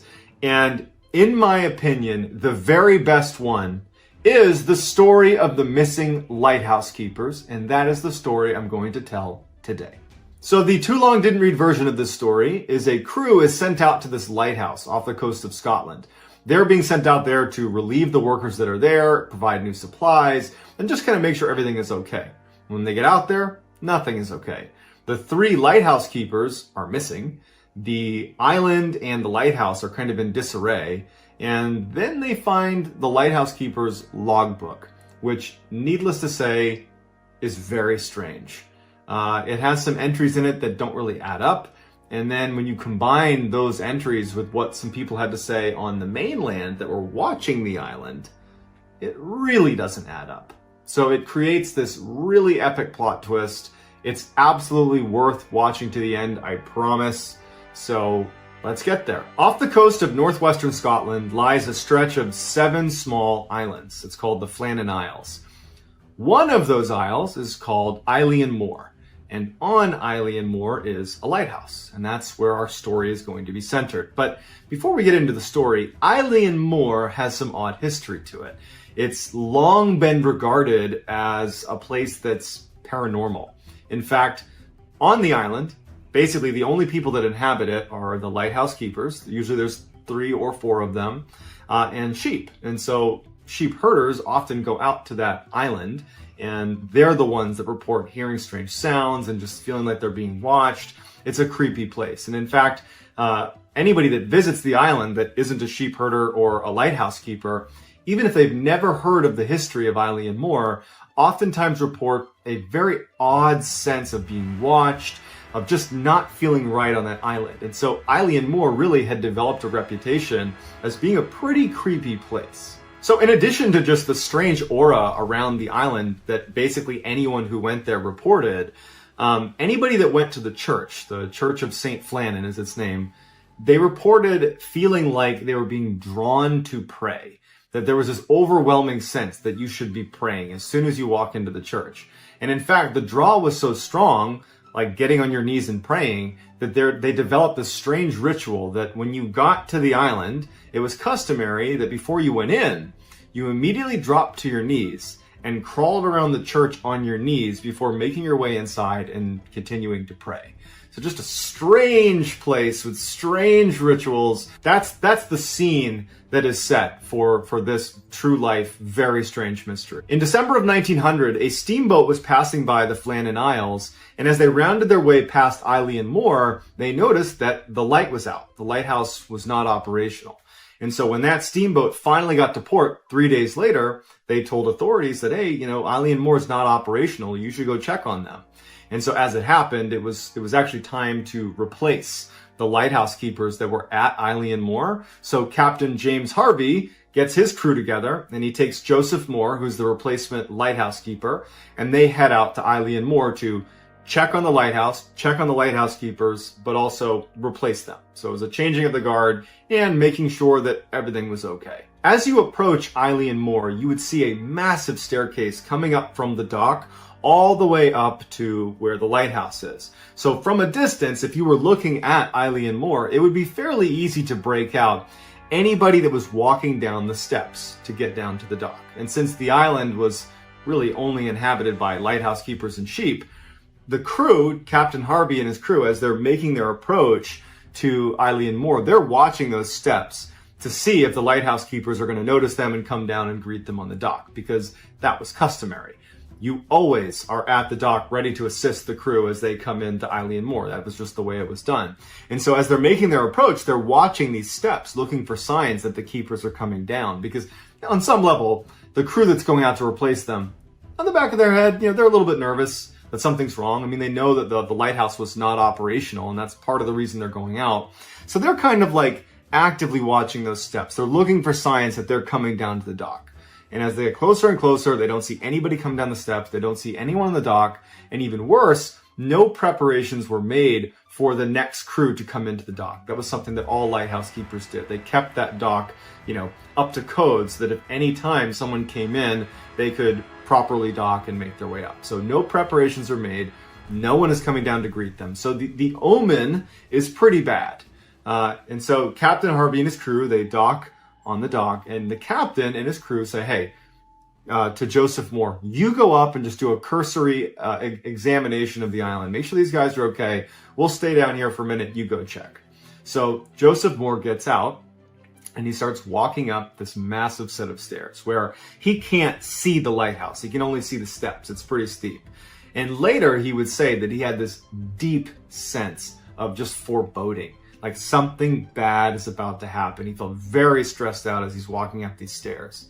And as he makes his way up, he finally kind of crests to where he can actually start to break out the top of the island where you can see the lighthouse and you can see, where they were staying. And the first thing he notices is the steel railings that line this massive staircase up to the island near the lighthouse itself. The steel railings had been bent over. Like imagine if it was made out of tinfoil. They had been folded onto themselves. Like pretty significant damage to, steel railings. And so he makes note of that. And he also notices that this big boulder that just, I don't think it was decorative. It just was on the island. And so they built around it. There's this huge boulder that just was right in front of the lighthouse. And it had been that way for, years and years. It had moved significantly. And you could actually see a trail underneath the boulder where it had rolled across the grass. So Joseph Moore, the replacement lighthouse keeper, is thinking to himself, my God, this is straight out of the storm of the century. Like clearly the worst storm ever has hit this island. No wonder their lighthouse was non-operational, because they were hit with like the worst storm ever. And so that's his initial assessment. He goes up to the door. The door is unlocked, but shut. And he opens it up. First thing he does is he yells for the lighthouse keepers that are supposed to be there. They don't call back. There's apparently no one in the lighthouse. Before he even starts moving through the lighthouse, he looks on his right and he sees all the hooks where they would have kept their clothes. And one hook still is holding an oilskin jacket. And anytime you would leave the lighthouse, especially if you were leaving the island for some reason, there is no reason in the world you would not be wearing that jacket. So it's another kind of bad sign. It means that if they're not here, if the three lighthouse keepers are not inside of this lighthouse, why aren't all three oilskins gone with them? It's another sign that something terrible has happened. He looks into the kitchen, and on the kitchen table is plates of meat. There is, pickles that have just been pulled out of a jar, and a couple of the chairs have been upturned. And he also noticed that the mechanical clocks had stopped. And so he's thinking to himself, okay, something happened where they left in a hurry because they toppled over chairs, they left food on the table, someone forgot their jacket. He continues moving through the lighthouse and he gets to their bedrooms, and all of their beds are unmade. Again, it was kind of customary that you would never leave the lighthouse unmade. You would make your bed because someone else could be coming in to relieve you. And so it was yet another sign to Joseph Moore that something had happened suddenly that caused the lighthouse keepers to abandon the lighthouse. Combining that with the massive damage from the storm, he's starting to think, something happened, this horrible storm is coming through. Like maybe it got really bad really quickly and they didn't have time to make proper preparations. They didn't have time to do the things that were customary. They just had to kind of boogie out of there. So Joseph Moore returns to Captain Harvey and says, this is what I saw. And so Captain Harvey and the crew go back up and they kind of see it for themselves. And Captain Harvey ends up sending a telegram back to the mainland explaining that there has been a horrible tragedy here. A dreadful accident has happened at the Flannans. The three keepers, Ducat, Marshall, and the Occasional, have disappeared from the island. The clocks were stopped and other signs indicated that the accident must have happened about a week ago. Poor fellows. They must have been blown over the cliffs or drowned trying to secure a crane or something like that. After Captain Harvey sends this telegram, he and Joseph Moore and the rest of the crew continue to kind of search the island and do some investigating. And they discover the logbook that the 3 lighthouse keepers had been keeping.